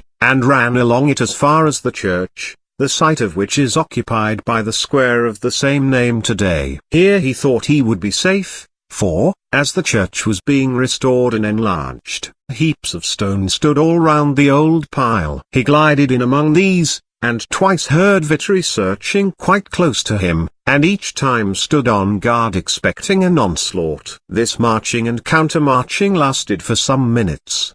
The Chevalier began to hope he had escaped the danger, and eagerly waited for the moment when the moon which had broken through the clouds should again withdraw behind them, in order to steal into some of the adjacent streets under cover of the darkness. Suddenly a shadow rose before him and a threatening voice screamed, "Have I caught you at last, you coward?" The danger in which the Chevalier stood awoke in him a flickering energy, a feverish courage, and he crossed blades with his assailant. A strange combat ensued, of which the result was quite uncertain, depending entirely on chance. For no science was of any avail on a ground so rough that the combatants stumbled at every step, or struck against immovable masses, which were one moment clearly lit up, and the next in shadow. Steel clashed on steel, the feet of the adversaries touched each other, several times the cloak of one was pierced by the sword of the other. More than once the words "Die then" rang out. But each time the seemingly vanquished combatant sprang up unwounded, as agile and as lithe and as quick as ever, while he in his turn pressed the enemy home. There was neither truce nor pause, no clever feints nor fencers' tricks could be employed on either side. It was a mortal combat, but chance, not skill, would deal the death blow. Sometimes a rapid pass encountered only empty air, sometimes blade crossed blade above the wielders' heads, sometimes the fencers lunged at each other's breast, and yet the blows glanced aside at the last moment and the blades met in air once more. At last, however, one of the two, making a pass to the right which left his breast unguarded, received a deep wound. Uttering a loud cry, he recoiled a step or two, but, exhausted by the effort, tripped and fell backward over a large stone, and lay there motionless, his arms extended in the form of a cross. The other turned and fled. "Hark, de Jars," said Jeannin, stopping, "there's fighting going on hereabouts. I hear the clash of swords." Both listened intently. "I hear nothing now." "Hush. There it goes again. It's by the church." What a dreadful cry! They ran at full speed towards the place whence it seemed to come, but found only solitude, darkness, and silence. They looked in every direction. "I can't see a living soul," said Jeannin, "and I very much fear that the poor devil who gave that yell has mumbled his last prayer." "I don't know why I tremble so," replied de Jars. "That heart-rending cry made me shiver from head to foot." Was it not something like the Chevalier's voice? The Chevalier is with Lagchi, and even if he had left her this would not have been his way to rejoin us. Let us go on and leave the dead in peace. "Look, Jeannin. What is that in front of us?" "On that stone, a man who has fallen." "Yes, and bathed in blood," exclaimed de Jars, who had darted to his side. "Ah! It's he! It's he! Look! His eyes are closed, his hands cold." "My child, he does not hear me." "Oh, who has murdered him?" He fell on his knees, and threw himself on the body with every mark of the most violent despair. "Come, come," said Jeannin, surprised at such an explosion of grief from a man accustomed to duels, and who on several similar occasions had been far from displaying much tenderness of heart. "Collect yourself, and don't give way like a woman. Perhaps the wound is not mortal. Let us try to stop the bleeding and call for help." "No, Noah. Are you mad? Don't call, for heaven's sake. The wound is here, near the heart." "Your handkerchief, Jeannin," to arrest the flow of blood. And now help me to lift him. What does that mean? Cried Jeannin, who had just laid his hand on the Chevalier. I don't know whether I'm awake or asleep. Why, it's be silent, on your life. I shall explain everything, but now be silent. There is someone looking at us. There was indeed a man wrapped in a mantle standing motionless some steps away. What are you doing here? Asked de Jars. May I ask what you are doing, gentlemen? Retorted Maître Quennebert, in a calm and steady voice. Your curiosity may cost you dear, monsieur. We are not in the habit of allowing our actions to be spied on. And I am not in the habit of running useless risks, most noble cavaliers. You are, it is true, 2 against 1, but, he added, throwing back his cloak and grasping the hilts of a pair of pistols tucked in his belt, these will make us equal. You are mistaken as to my intentions. I had no thought of playing the spy, it was chance alone that led me here, and you must acknowledge that finding you in this lonely spot, engaged as you are at this hour of the night, was quite enough to awake the curiosity of a man as little disposed to provoke a quarrel as to submit to threats. It was chance also that brought us here. We were crossing the square, my friend and I, when we heard groans. We followed the sound, and found this young gallant, who is a stranger to us, lying here, with a wound in his breast. As the moon at that moment gleamed doubtfully forth, Maître Quennebert bent for an instant over the body of the wounded man, and said, I know him more than you. But supposing someone were to come upon us here, we might easily be taken for 3 assassins holding a consultation over the corpse of our victim. What were you going to do? Take him to a doctor. It would be inhuman to leave him here, and while we are talking precious time is being lost. Do you belong to this neighborhood? No, said the treasurer. Neither do I, said Quennebert. But I believe I have heard the name of a surgeon who lives close by, in the Rue Horteville. I also know of one, interposed de Jars, a very skillful man. You may command me. Gladly, monsieur, for he lives some distance from here. I am at your service. De Jars and Jeannin raised the Chevalier's shoulders, and the stranger supported his legs, and carrying their burden in this order, they set off. They walked slowly, looking about them carefully, a precaution rendered necessary by the fact that the moon now rode in a cloudless sky. They glided over the Pont Saint-Michel between the houses that lined both sides, and, turning to the right, entered one of the narrow streets of the site, and after many turnings, during which they met no one, they stopped at the door of a house situated behind the Hôtel de Ville. Many thanks, monsieur, said de Jars, many thanks. We need no further help. As the commander spoke, Maître Quennebert let the feet of the Chevalier fall abruptly on the pavement, while de Jars and the treasurer still supported his body, and, stepping back 2 paces, he drew his pistols from his belt, and placing a finger on each trigger, said, Do not stir, messieurs, or you are dead men. Both, although encumbered by their burden, laid their hands upon their swords. Not a movement, not a sound, or I shoot. There was no reply to this argument, it being a convincing one even for 2 duelists. The bravest man turns pale when he finds himself face to face with sudden inevitable death, and he who threatened seemed to be one who would, without hesitation, carry out his threats. There was nothing for it but obedience, or a ball through them as they stood. What do you want with us, sir? Asked Jeannin. Quennebert, without changing his attitude, replied Commander de Jars, and you, Messire Jeannin de Castille, King's treasurer, you see, my gentles, that besides the advantage of arms which strike swiftly and surely, I have the further advantage of knowing who you are, whilst I am myself unknown. You will carry the wounded man into this house, into which I will not enter, for I have nothing to do within, but I shall remain here, to await your return. After you have handed over the patient to the doctor, you will procure paper and write here. Now pay great attention that on November 20th, 1658, about midnight, you, aided by an unknown man, carried to this house, the address of which you will give, a young man whom you call the Chevalier de Moranges, and pass off as your nephew. as he really is. Very well. But who told you? Let me go on. Who had been wounded in a fight with swords on the same night behind the church of Saint André des Arts by the Duc de Vitry. The Duc de Vitry.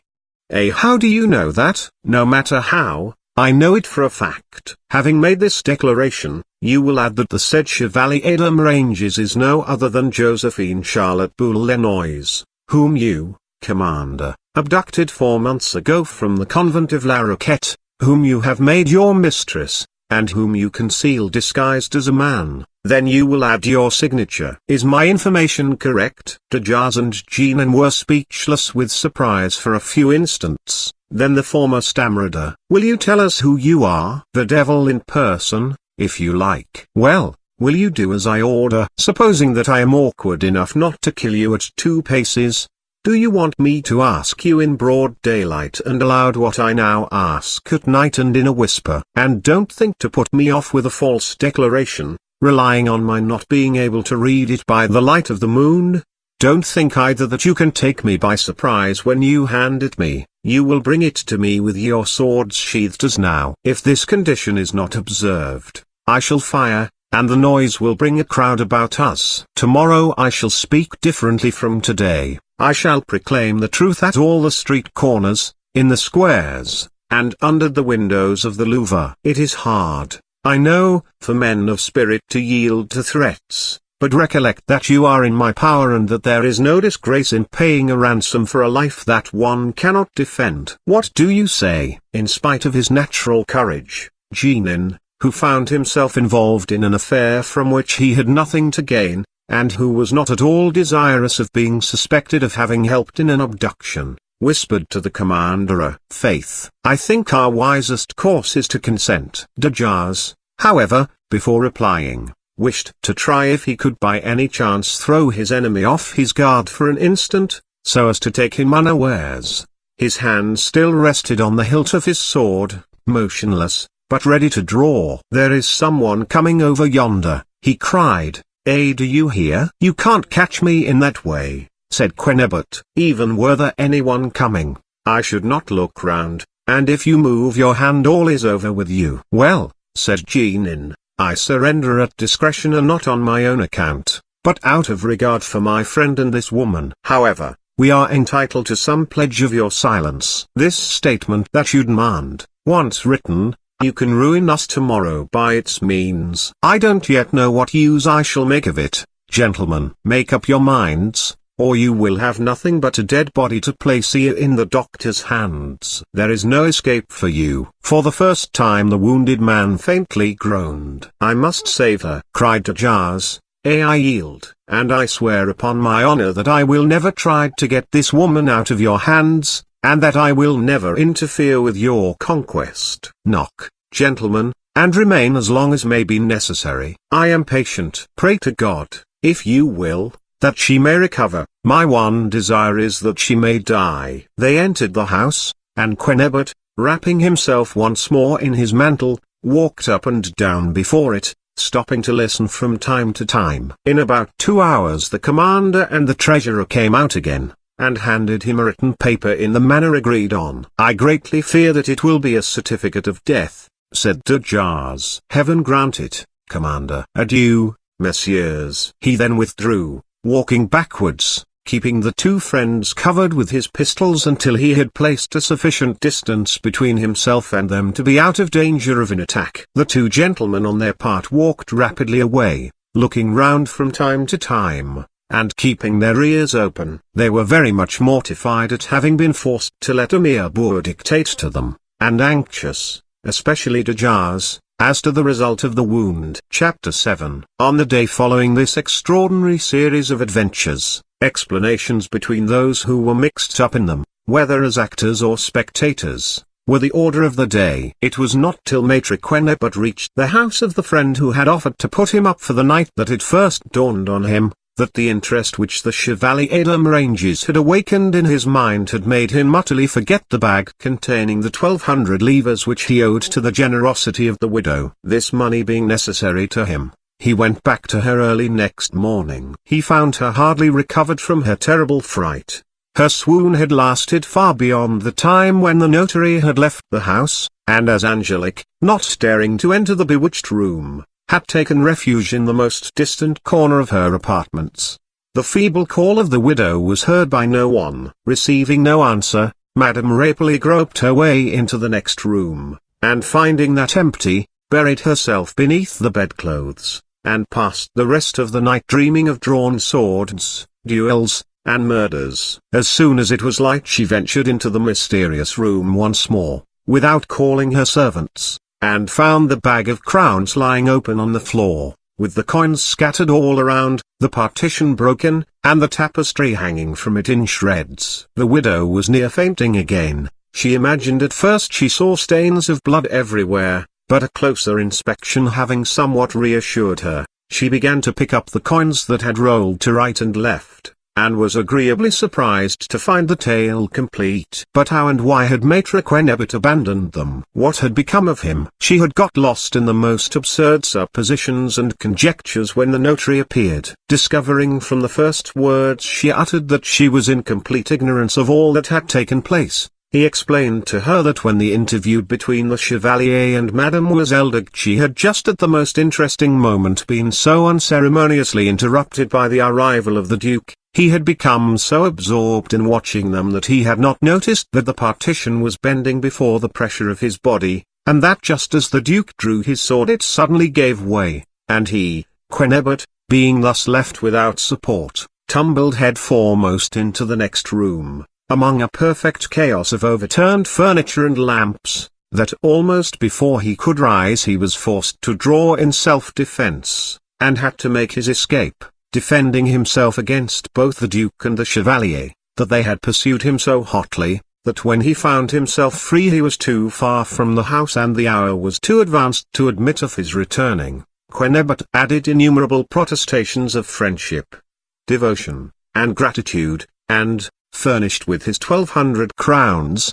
went away, leaving the widow reassured as to his safety, but still shaken from her fright. While the notary was thus soothing the widow, Angelique was exhausting all the expedients her trade had taught her in the attempt to remove the Duke's suspicions. She asserted she was the victim of an unforeseen attack which nothing in her conduct had ever authorized. The young Chevalier de Moranges had gained admittance, she declared, under the pretext that he brought her news from the Duke, the one man who occupied her thoughts, the sole object of her love. The Chevalier had seen her lover, he said, a few days before, and by cleverly appealing to things back, he had led her to fear that the Duke had grown tired of her, and that a new conquest was the cause of his absence. She had not believed these insinuations, although his long silence would have justified the most mortifying suppositions, the most cruel doubts. At length the Chevalier had grown bolder, and had declared his passion for her, whereupon she had risen and ordered him to leave her. Just at that moment the Duke had entered,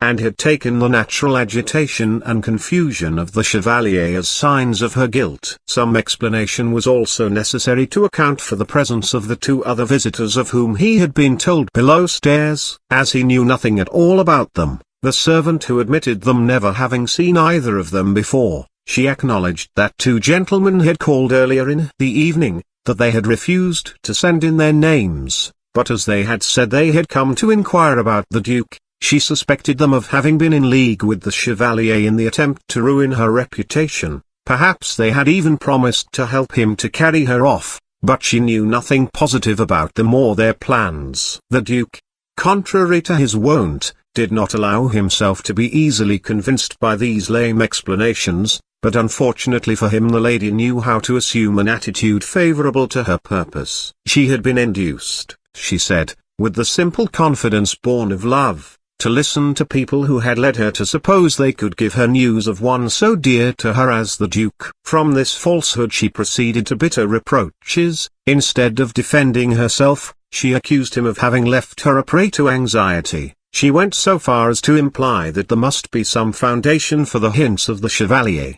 until at last the Duke, although he was not guilty of the slightest infidelity, and had excellent reasons to give in justification of his silence, was soon reduced to a penitent mood, and changed his threats into entreaties for forgiveness. As to the shriek he had heard, and which he was sure had been uttered by the stranger who had forced his way into her room after the departure of the others, she asserted that his ears must have deceived him. Feeling that therein lay her best chance of making things smooth, she exerted herself to convince him that there was no need for other information than she could give, and did all she could to blot the whole affair from his memory, and her success was such that at the end of the interview the Duke was more enamoured and more credulous than ever, and believing he had done her wrong, he delivered himself up to her, bound hand and foot. 2 days later he installed his mistress in another dwelling, a broken bar. Madame Rapely also resolved to give up her rooms,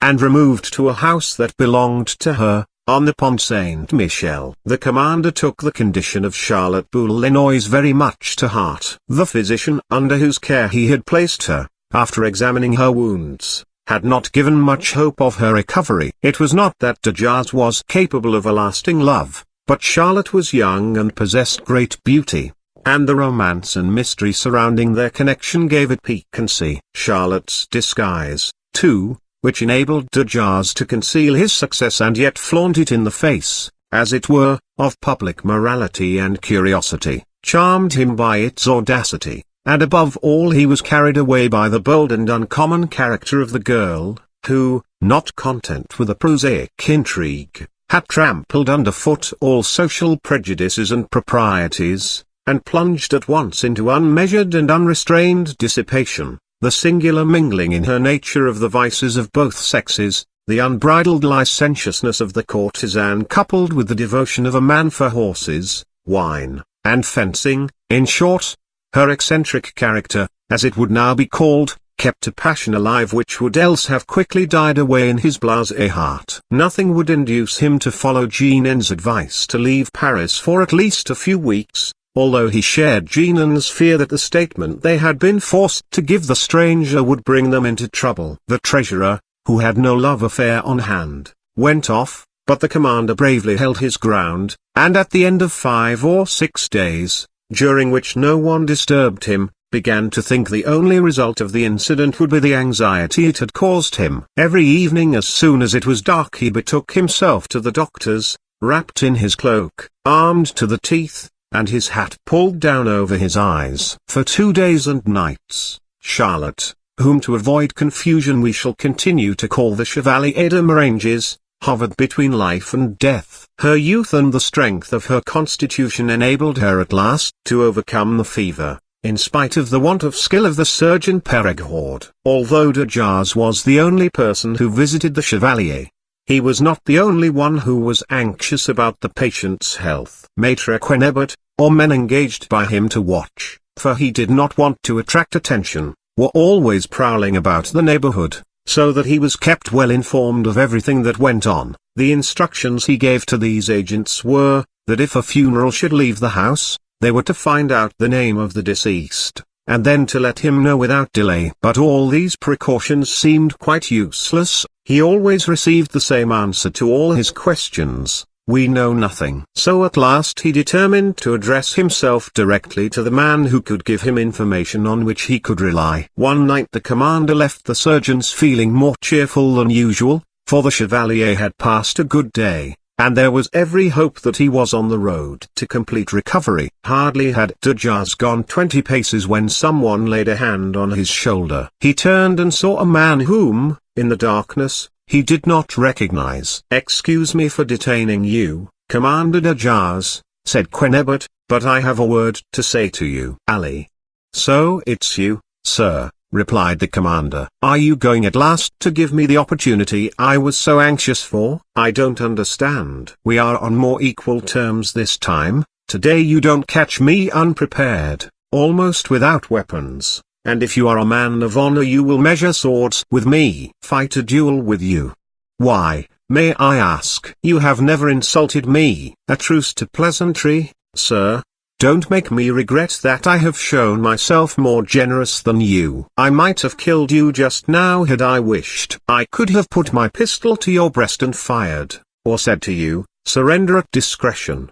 as you so lately said to me. And what use would that have been? It would have made a secret safe that you ought never to have known. It would have been the most unfortunate thing for you that could have happened, for if you had killed me the paper would have spoken. So, you think that if you were to assassinate me you would only have to stoop over my dead body and search my pockets, and, having found the incriminating document, destroy it. You seem to have formed no very high opinion of my intelligence and common sense. You of the upper classes don't need these qualities. The law is on your side. But when a humble individual like myself, a mere nobody, undertakes to investigate a piece of business about which those in authority are not anxious to be enlightened, precautions are necessary. It's not enough for him to have right on his side, he must, in order to secure his own safety, make good use of his skill, courage, and knowledge. I have no desire to humiliate you a second time, so I will say no more. The paper is in the hands of my notary, and if a single day passes without his seeing me he has orders to break the seal and make the contents public. So you see chance is still on my side. But now that you are warned there is no need for me to bluster. I am quite prepared to acknowledge your superior rank, and if you insist upon it, to speak to you uncovered. What do you desire to know, sir? How is the Chevalier de Moranges getting on? Very badly, very badly. Take care, Commander. Don't deceive me. One is so easily tempted to believe what one hopes, and I hope so strongly that I dare not believe what you say. I saw you coming out of the house, not at all with the air of a man who had just heard bad news. Quite the contrary. You looked at the sky, and rubbed your hands, and walked with a light, quick step, that did not speak of grief. You're a sharp observer, sir. I have already explained to you, sir, that when one of us belonging to a class hardly better than serfs succeeds by chance or force of character in getting out of the narrow bounds in which he was born, he must keep both eyes and ears open. If I had doubted your word as you have doubted mine on the merest suspicion, you would have said to your servants, chastise this rascal. But I am obliged to prove to you that you did not tell me the truth. Now I am sure that the Chevalier is out of danger. If you were so well informed, why did you ask me? I only knew it by your asserting the contrary. What do you mean? Cried de Jars, who was growing restive under this cold, satirical politeness. Do me justice, Commander. The bit chafes. But yet you must acknowledge that I have a light hand. For a full week you have been in my power. Have I disturbed your quiet? Have I betrayed your secret? You know I have not, and I shall continue to act in the same manner. I hope with all my heart, however great would be your grief, that the Chevalier may die of his wound. I have not the same reasons for loving him that you have, so much you can readily understand, even if I do not explain the cause of my interest in his fate. But in such a matter hopes count for nothing. They cannot make his temperature either rise or fall. I have told you I have no wish to force the Chevalier to resume his real name. I may make use of the document and I may not, but if I am obliged to use it I shall give you warning. Will you, in return, swear to me upon your honor that you will keep me informed as to the fate of the Chevalier, whether you remain in Paris or whether you leave? But let this agreement be a secret between us, and do not mention it to the so-called Moranges. I have your oath, monsieur, that you will give me notice before you use the document I have given you against me, have I? But what guarantee have I that you will keep your word? My course of action till today, and the fact that I have pledged you my word of my own free will. I see, you hope not to have long to wait for the end. I hope not, but meantime a premature disclosure would do me as much harm as you. I have not the slightest rancor against you, Commander. You have robbed me of no treasure, I have therefore no compensation to demand. What you place such value on would be only a burden to me, as it will be to you later on. All I want is, to know as soon as it is no longer in your possession, whether it has been removed by the will of God or by your own. I am right in thinking that today there is some hope of the Chevalier's recovery, am I not? Yes, sir. Do you give me your promise that if ever he leave this house safe and sound you will let me know? I give you my promise, and if the result should be different, you will also send me word? Certainly. But to whom shall I address my message? I should have thought that since our first meeting you would have found out all about me, and that to tell you my name would be superfluous. But I have no reason to hide it. Maitre Quennebert, Notary, Saint Denis. I will not detain you any longer now, Commander. Excuse a simple citizen for dictating conditions to a noble such as you. For once chance has been on my side, although a score of times it has gone against me. De Jars made no reply except a nod, and walked away quickly, muttering words of suppressed anger between his teeth at all the humiliations to which he had been obliged to submit so meekly. He's as insolent as a varlet who has no fear of a larruping before his eyes. How the rapscallion gloried in taking advantage of his position, taking off his hat while putting his foot on my neck. If ever I can be even with you, my worthy scrivener, you'll pass a very bad quarter of an hour, I can tell you. Everyone has his own idea of what constitutes perfect honor. De Jars, for instance, would have allowed himself to be cut up into little pieces rather than have broken the promise he had given Quennebert a week ago, because it was given in exchange for his life. And the slightest paltering with his word under those circumstances would have been dastardly, but the engagement into which he had just entered had in his eyes no such moral sanction. He had not been forced into it by threats, he had escaped by its means no serious danger, and therefore in regard to it his conscience was much more accommodating. What he should best have liked to do, would have been to have sought out the notary and provoked him by insults to send him a challenge. That a clown such as that could have any chance of leaving the ground alive never entered his head. But willingly as he would have encompassed his death in this manner, the knowledge that his secret would not die with Quennebert restrained him,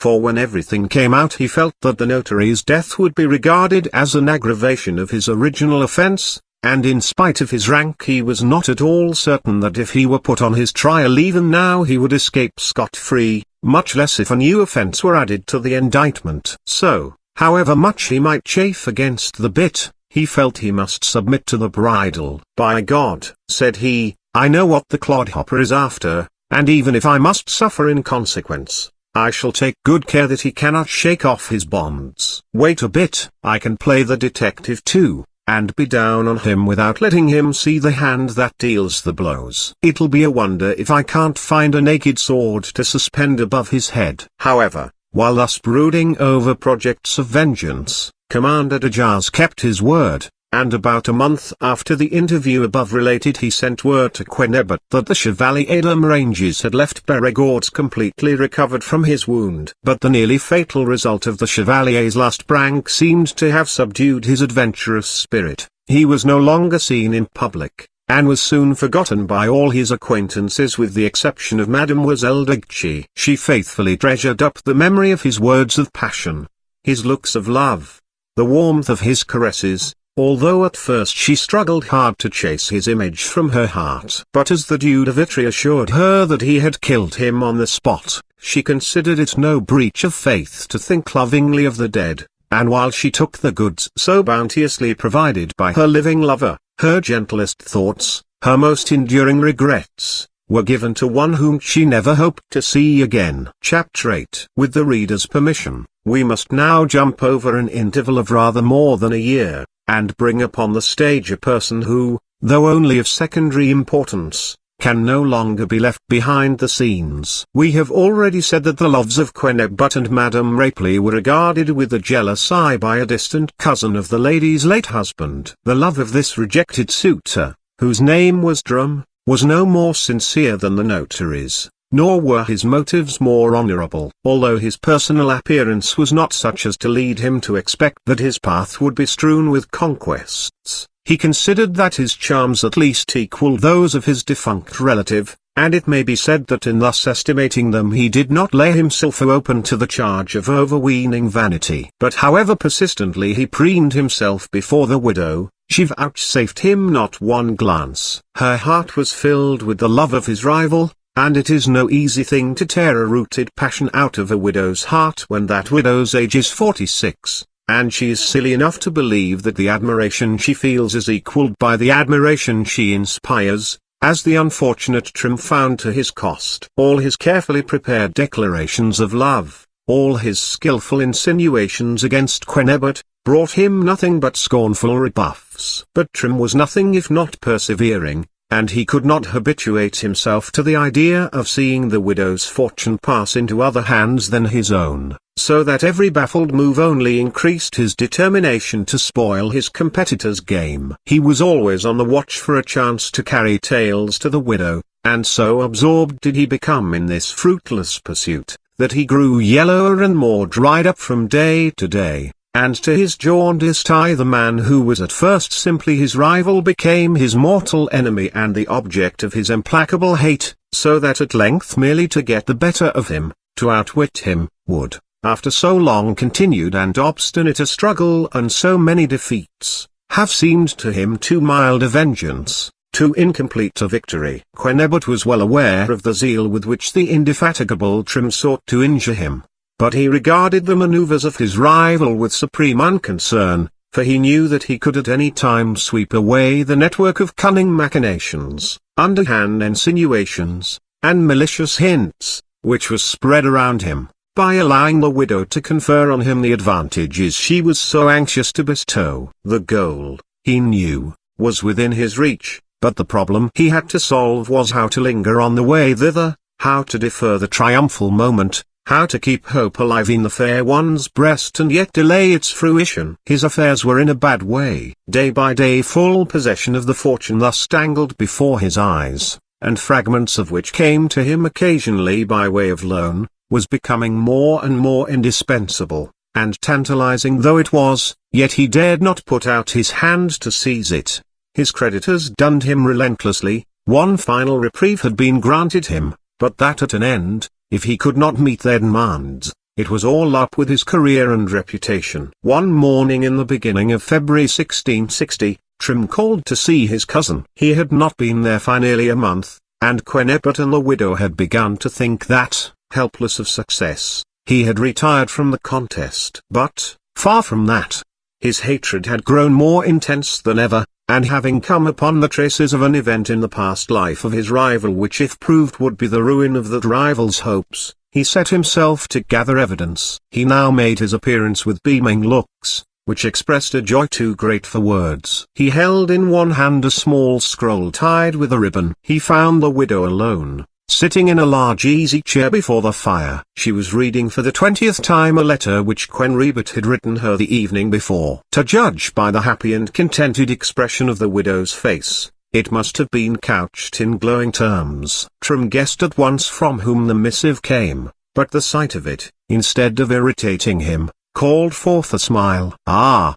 So it's you, cousin," said the widow, folding the precious paper and slipping it into the bosom of her dress. "How do you do? It's a long time since I saw you, more than a fortnight, I think. Have you been ill? So you remarked my absence. That is very flattering, my dear cousin. You do not often spoil me by such attentions." "No, I have not been ill, thank God, but I thought it better not to intrude upon you so often. A friendly call now and then such as today's is what you like, is it not? By the way, tell me about your handsome suitor, Maître Quenebert. How is he getting along? You look very knowing, Drum. Have you heard of anything happening to him?" "No, and I should be exceedingly sorry to hear that anything unpleasant had happened to him." "Now you are not saying what you think. You know you can't bear him." "Well, to speak the truth, I have no great reason to like him. If it were not for him, I should perhaps have been happy today. My love might have moved your heart. However, I have become resigned to my loss, and since your choice has fallen on him, and here he sighed, well, all I can say is, I hope you may never regret it." "Many thanks for your goodwill, cousin. I am delighted to find you in such a benevolent mood. You must not be vexed because I could not give you the kind of love you wanted. The heart, you know, is not amenable to reason. There is only one thing I should like to ask." "What is it?" "I mention it for your good more than for my own. If you want to be happy, don't let this handsome quill driver get you entirely into his hands. You are saying to yourself that because of my ill success with you I am trying to injure him, But what if I could prove that he does not love you as much as he pretends? Come, come, control your naughty tongue. Are you going to begin backbiting again? You are playing a mean part, Trum. I have never hinted to Maitre Quennebut all the nasty little ways in which you have tried to put a spoke in his wheel, for if he knew he would ask you to prove your words, and then you would look very foolish. Not at all, I swear to you. On the contrary, if I were to tell all I know in his presence, it is not I who would be disconcerted. Oh, I am weary of meeting with nothing from you but snubs, scorn, and abuse. You think me a slanderer when I say, this gallant wooer of widows does not love you for yourself but for your money bags. He fools you by fine promises, but as to marrying you, never, never. May I ask you to repeat that? Broke in Madame Rapoli. Oh, I know what I am saying. You will never be Madame Quennebut. Really? Really? Jealousy has eaten away whatever brains you used to possess, Trum. Since I saw you last,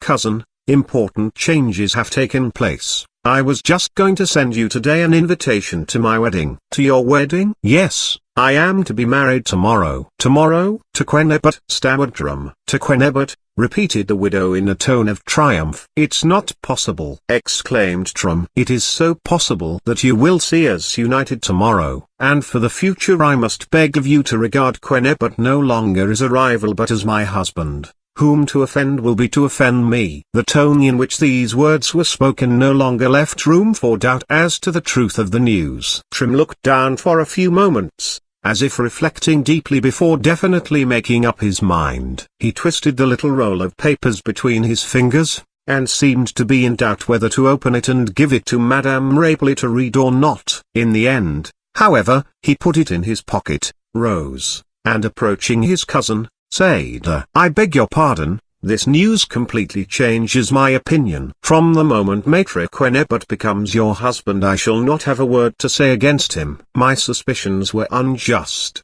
I confess it frankly, and I hope that in consideration of the motives which prompted me you will forget the warmth of my attacks. I shall make no protestations, but shall let the future show how sincere is my devotion to your interests. Madame Rapoli was too happy, too certain of being loved, not to pardon easily. With the self-complacency and factitious generosity of a woman who feels herself the object of two violent passions, she was so good as to feel pity for the lover who was left out in the cold, and offered him her hand. Trum kissed it with every outward mark of respect, while his lips curled unseen in a smite of mockery. The cousins parted, apparently the best of friends, and on the understanding that Trum would be present at the nuptial benediction, which was to be given in a church beyond the town hall, near the house in which the newly married couple were to live, the house on the Pont Saint-Michel having lately been sold to great advantage. On my word,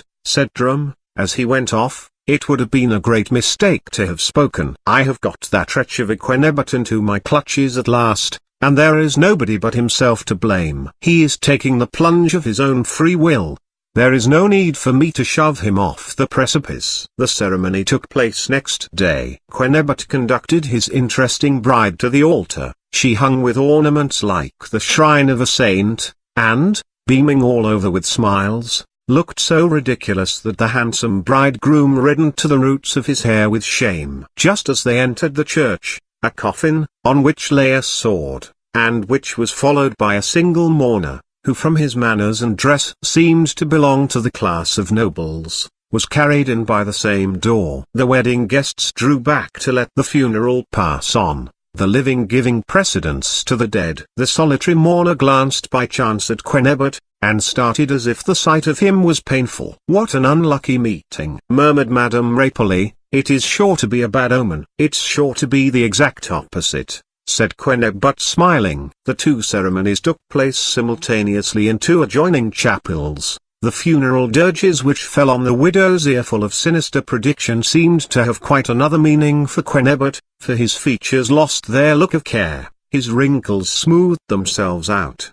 till the guests, among whom was Trum, who did not suspect the secret of his relief from suspense, began to believe, despite their surprise, that he was really rejoiced at obtaining legal possession of the charming Madame Rapoli. As for her, She fleeted the daylight hours by anticipating the joyful moment when she would have her husband all to herself. When night came, hardly had she entered the nuptial chamber than she uttered a piercing shriek. She had just found and read a paper left on the bed by Trum, who before leaving had contrived to glide into the room unseen. Its contents were of terrible import, so terrible that the new-made wife fell unconscious to the ground. Quenebert, who, without a smile, was absorbed in reflections on the happiness at last within his grasp, heard the noise from the next room, and rushing in, picked up his wife. Catching sight of the paper, he also uttered a cry of anger and astonishment, but in whatever circumstances he found himself he was never long uncertain how to act. Placing Madame Quenebert, still unconscious, on the bed, he called her maid, and, having impressed on her that she was to take every care of her mistress, and above all to tell her from him as soon as she came to herself that there was no cause for alarm, he left the house at once. An hour later, in spite of the efforts of the servants, he forced his way into the presence of Commander de Jars. Holding out the fateful document to him, he said, "Speak openly, Commander. Is it you who in revenge for your long constraint have done this?" "I can hardly think so. For after what has happened you know that I have nothing to fear any longer. Still, knowing my secret and unable to do it in any other way, have you perchance taken your revenge by an attempt to destroy my future happiness by sowing dissension and disunion between me and my wife?" The commander solemnly assured him that he had had no hand in bringing about the discovery. "Then if it's not you, it must be a worthless being called Drum, who, with the unerring instinct of jealousy, has run the truth to earth. But he knows only half. I have never been either so much in love or so stupid as to allow myself to be trapped. I had given you my promise to be discreet and not to misuse my power, and as long as was compatible with my own safety I have kept my word. But now you must see that I am bound to defend myself, and to do that I shall be obliged to summon you as a witness. So leave Paris tonight and seek out some safe retreat where no one can find you. For tomorrow I shall speak. Of course if I am quit for a woman's tears, if no more difficult task lies before me than to soothe a weeping wife, you can return immediately, but if, as is too probable, the blow has been struck by the hand of a rival furious at having been defeated, the matter will not so easily be cut short, the arm of the law will be invoked, and then I must get my head out of the noose which some fingers I know of are itching to draw tight." "You are quite right, sir," answered the commander. "I fear that my influence at court is not strong enough to enable me to brave the matter out. Well, my success has cost me dear, but it has cured me forever of seeking out similar adventures. My preparations will not take long, and tomorrow's dawn will find me far from Paris." Quenebert bowed and withdrew, returning home to console his Ariadne. Chapter 9. The accusation hanging over the head of Maitre Quenebert was a very serious one, threatening his life, if approved.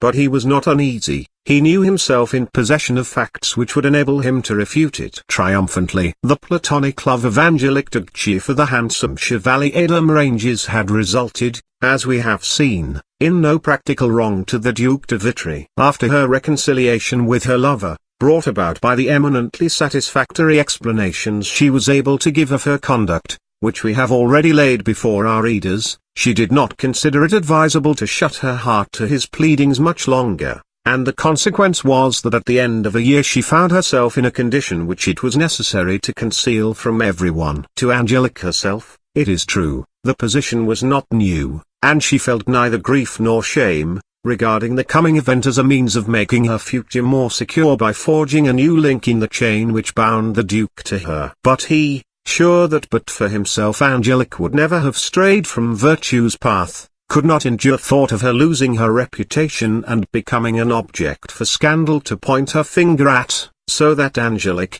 who could not well seem less careful of her good name than he, was obliged to turn his song of woe into a duet, and consent to certain measures being taken. One evening, therefore, shortly before Maitre Quenebert's marriage, the fair lady set out, ostensibly on a journey which was to last a fortnight or 3 weeks. In reality she only made a circle in a post-chaise round Paris, which she re-entered at one of the barriers, where the Duke awaited her with the sedan chair. In this she was carried to the very house to which Dumas had brought his pretended nephew after the duel. Angelique, who had to pay dearly for her errors, remained there only 24 hours, and then left in her coffin, which was hidden in a cellar under the palace of the Prince Stuckend, the body being covered with quicklime. 2 days after this dreadful death, Commander Dumas presented himself at the fatal house, and engaged a room in which he installed the Chevalier. This house, which we are about to ask the reader to enter with us, stood at the corner of the Rue de la Tixeranderie and the Rue des Portes. There was nothing in the exterior of it to distinguish it from any other, unless perhaps 2 brass plates, one of which bore the words Marie Leroux Constantin,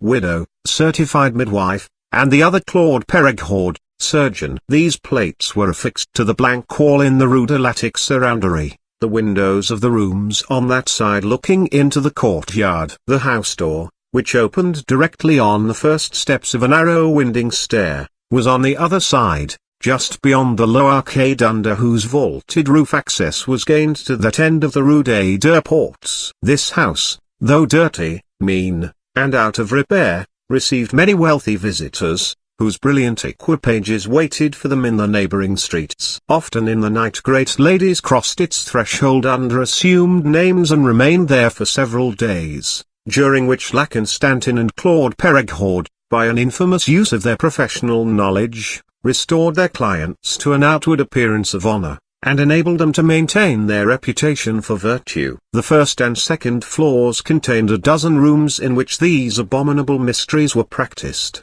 The large apartment, which served as waiting and consultation room, was oddly furnished, being crowded with objects of strange and unfamiliar form. It resembled at once the operating room of a surgeon, the laboratory of a chemist and alchemist, and the den of a sorcerer. There, mixed up together in the greatest confusion, lay instruments of all sorts, cauldrons and retorts, as well as books containing the most absurd ravings of the human mind. There were the 20-folio volumes of Albertus Magnus, the works of his disciple, Thomas de Canterbury, of Alcindus, of Averroes, of Avicenna, of Alcabitius, of David de Plancampi, called Adolphi, surgeon to Louis XIII and author of the celebrated book The Morbific Hydra exterminated by the chemical Hercules, beside a bronze head, such as the monk Roger Bacon possessed, which answered all the questions that were addressed to it and foretold the future by means of a magic mirror and the combination of the rules of perspective, lay an eggshell, the same which had been used by Carrette, as D'Aubigne tells us, when making men out of germs, mandrakes, and crimson silk, over a slow fire. In the presses, which had sliding doors fastening with secret springs, stood jars filled with noxious drugs, the power of which was but too efficacious. In prominent positions, facing each other, hung 2 portraits, one representing Hierophilos, a Greek physician, and the other Agnodus his pupil, the first Athenian midwife. For several years already La Constantin and Claude Perregord had carried on their criminal practices without interference. A number of persons were of course in the secret, but their interests kept them silent, and the 2 accomplices had at last persuaded themselves that they were perfectly safe. One evening, however, Perregord came home, his face distorted by terror and trembling in every limb. He had been warned while out that the suspicions of the authorities had been aroused in regard to him and La Constantin. It seemed that some little time ago, the Vicars General had sent a deputation to the President of the Chief Court of Justice, having heard from their priests that in 1 year alone 600 women had avowed in the confessional that they had taken drugs to prevent their having children. This had been sufficient to arouse the vigilance of the police, who had set a watch on Perregord's house, with the result that that very night a raid was to be made on it. The 2 criminals took hasty counsel together, but, as usual under such circumstances, arrived at no practical conclusions. It was only when the danger was upon them that they recovered their presence of mind. In the dead of night loud knocking at the street door was heard, followed by the command to open in the name of the king. "We can yet save ourselves," exclaimed surgeon, with a sudden flash of inspiration. Rushing into the room where the pretended chevalier was lying, he called out, "The police are coming up. If they discover your sex you are lost, and so am I." Do as I tell you." At a sign from him, Constantin went down and opened the door. While the rooms on the first floor were being searched, Perigord made with a lancet a superficial incision in the chevalier's right arm, which gave very little pain, and bore a close resemblance to a sword cut. Surgery and medicine were at that time so inextricably involved, required such apparatus, and bristled with such scientific absurdities, that no astonishment was excited by the extraordinary collection of instruments which loaded the tables and covered the floors below. Even the titles of certain treatises which there had been no time to destroy, awoke no suspicion. Fortunately for the surgeon and his accomplice, they had only one patient of the Chevalier in their house when the descent was made. When the Chevalier's room was reached, the first thing which the officers of the law remarked were the hat, spurred boots, and sword of the patient. Claude Perigord hardly looked up as the room was invaded. He only made a sign to Thusi, who came in, to be quiet, and went on dressing the wound. Completely taken in, the officer in command merely asked the name of the patient and the cause of the wound. Constantin replied that it was the young Chevalier de Maranges, nephew of Commander de Jars, who had had an affair of honor that same night, and being slightly wounded had been brought thither by his uncle hardly an hour before. These questions and the apparently trustworthy replies elicited by them being duly taken down, the uninvited visitors retired, having discovered nothing to justify their visit. All might have been well had there been nothing the matter but the wound on the Chevalier's sword arm. But at the moment when Perigord gave it to him, the poisonous nostrums employed by Constantin were already working in his blood. Violent fever ensued, and in 3 days the Chevalier was dead. It was his funeral which had met Quenebut's wedding party at the church door. Everything turned out as Quenebut had anticipated. Madame Quenebut, furious at the deceit which had been practiced on her, refused to listen to her husband's justification, and Drum, not letting the grass grow under his feet, hastened the next day to launch an accusation of bigamy against the notary, for the paper which had been found in the nuptial camber was nothing less than an attested copy of a contract of marriage concluded between Quenebut and Josephine Charlotte Boulenoise. It was by the merest chance that Trim had come on the record of the marriage, and he now challenged his rival to produce a certificate of the death of his first wife. Charlotte Boulenoise, after 2 years of marriage, had demanded a deed of separation, which demand Quenebut had opposed. While the case was going on, she had retired to the convent of La Roquette, where her intrigue with de Jars began. The commander easily induced her to let herself be carried off by force. He then concealed his conquest by causing her to adopt male attire, a mode of dress which accorded marvelously well with her peculiar tastes and rather masculine frame. At first Quenebut had instituted an active but fruitless search for his missing wife, but soon became habituated to his state of enforced single-blessedness, enjoying to the full the liberty it brought with it. But his business had thereby suffered, and once having made the acquaintance of Madame Rapoli, he cultivated it assiduously, knowing her fortune would be sufficient to set him straight again with the world, though he was obliged to exercise the utmost caution and reserve in his intercourse with her, as she on her side displayed none of these qualities. At last, however, matters came to such a pass that he must either go to prison or run the risk of a second marriage. So he reluctantly named a day for the ceremony, resolving to leave Paris with Madame Rapoli as soon as he had settled with his creditors. In the short interval which ensued, and while Trim was hugging the knowledge of the discovery he had made, a stroke of luck had brought the pretended Chevalier to La Constantin. As Quenebut had kept an eye on de Jars and was acquainted with all his movements, he was aware of everything that happened at Perigord's, and as Charlotte's death preceded his second marriage by 1 day, he knew that no serious consequences would ensue from the legal proceedings taken against him. He produced the declarations made by Mademoiselle de Guiche and the commander, and had the body exhumed. Extraordinary and improbable as his defense appeared at first to be,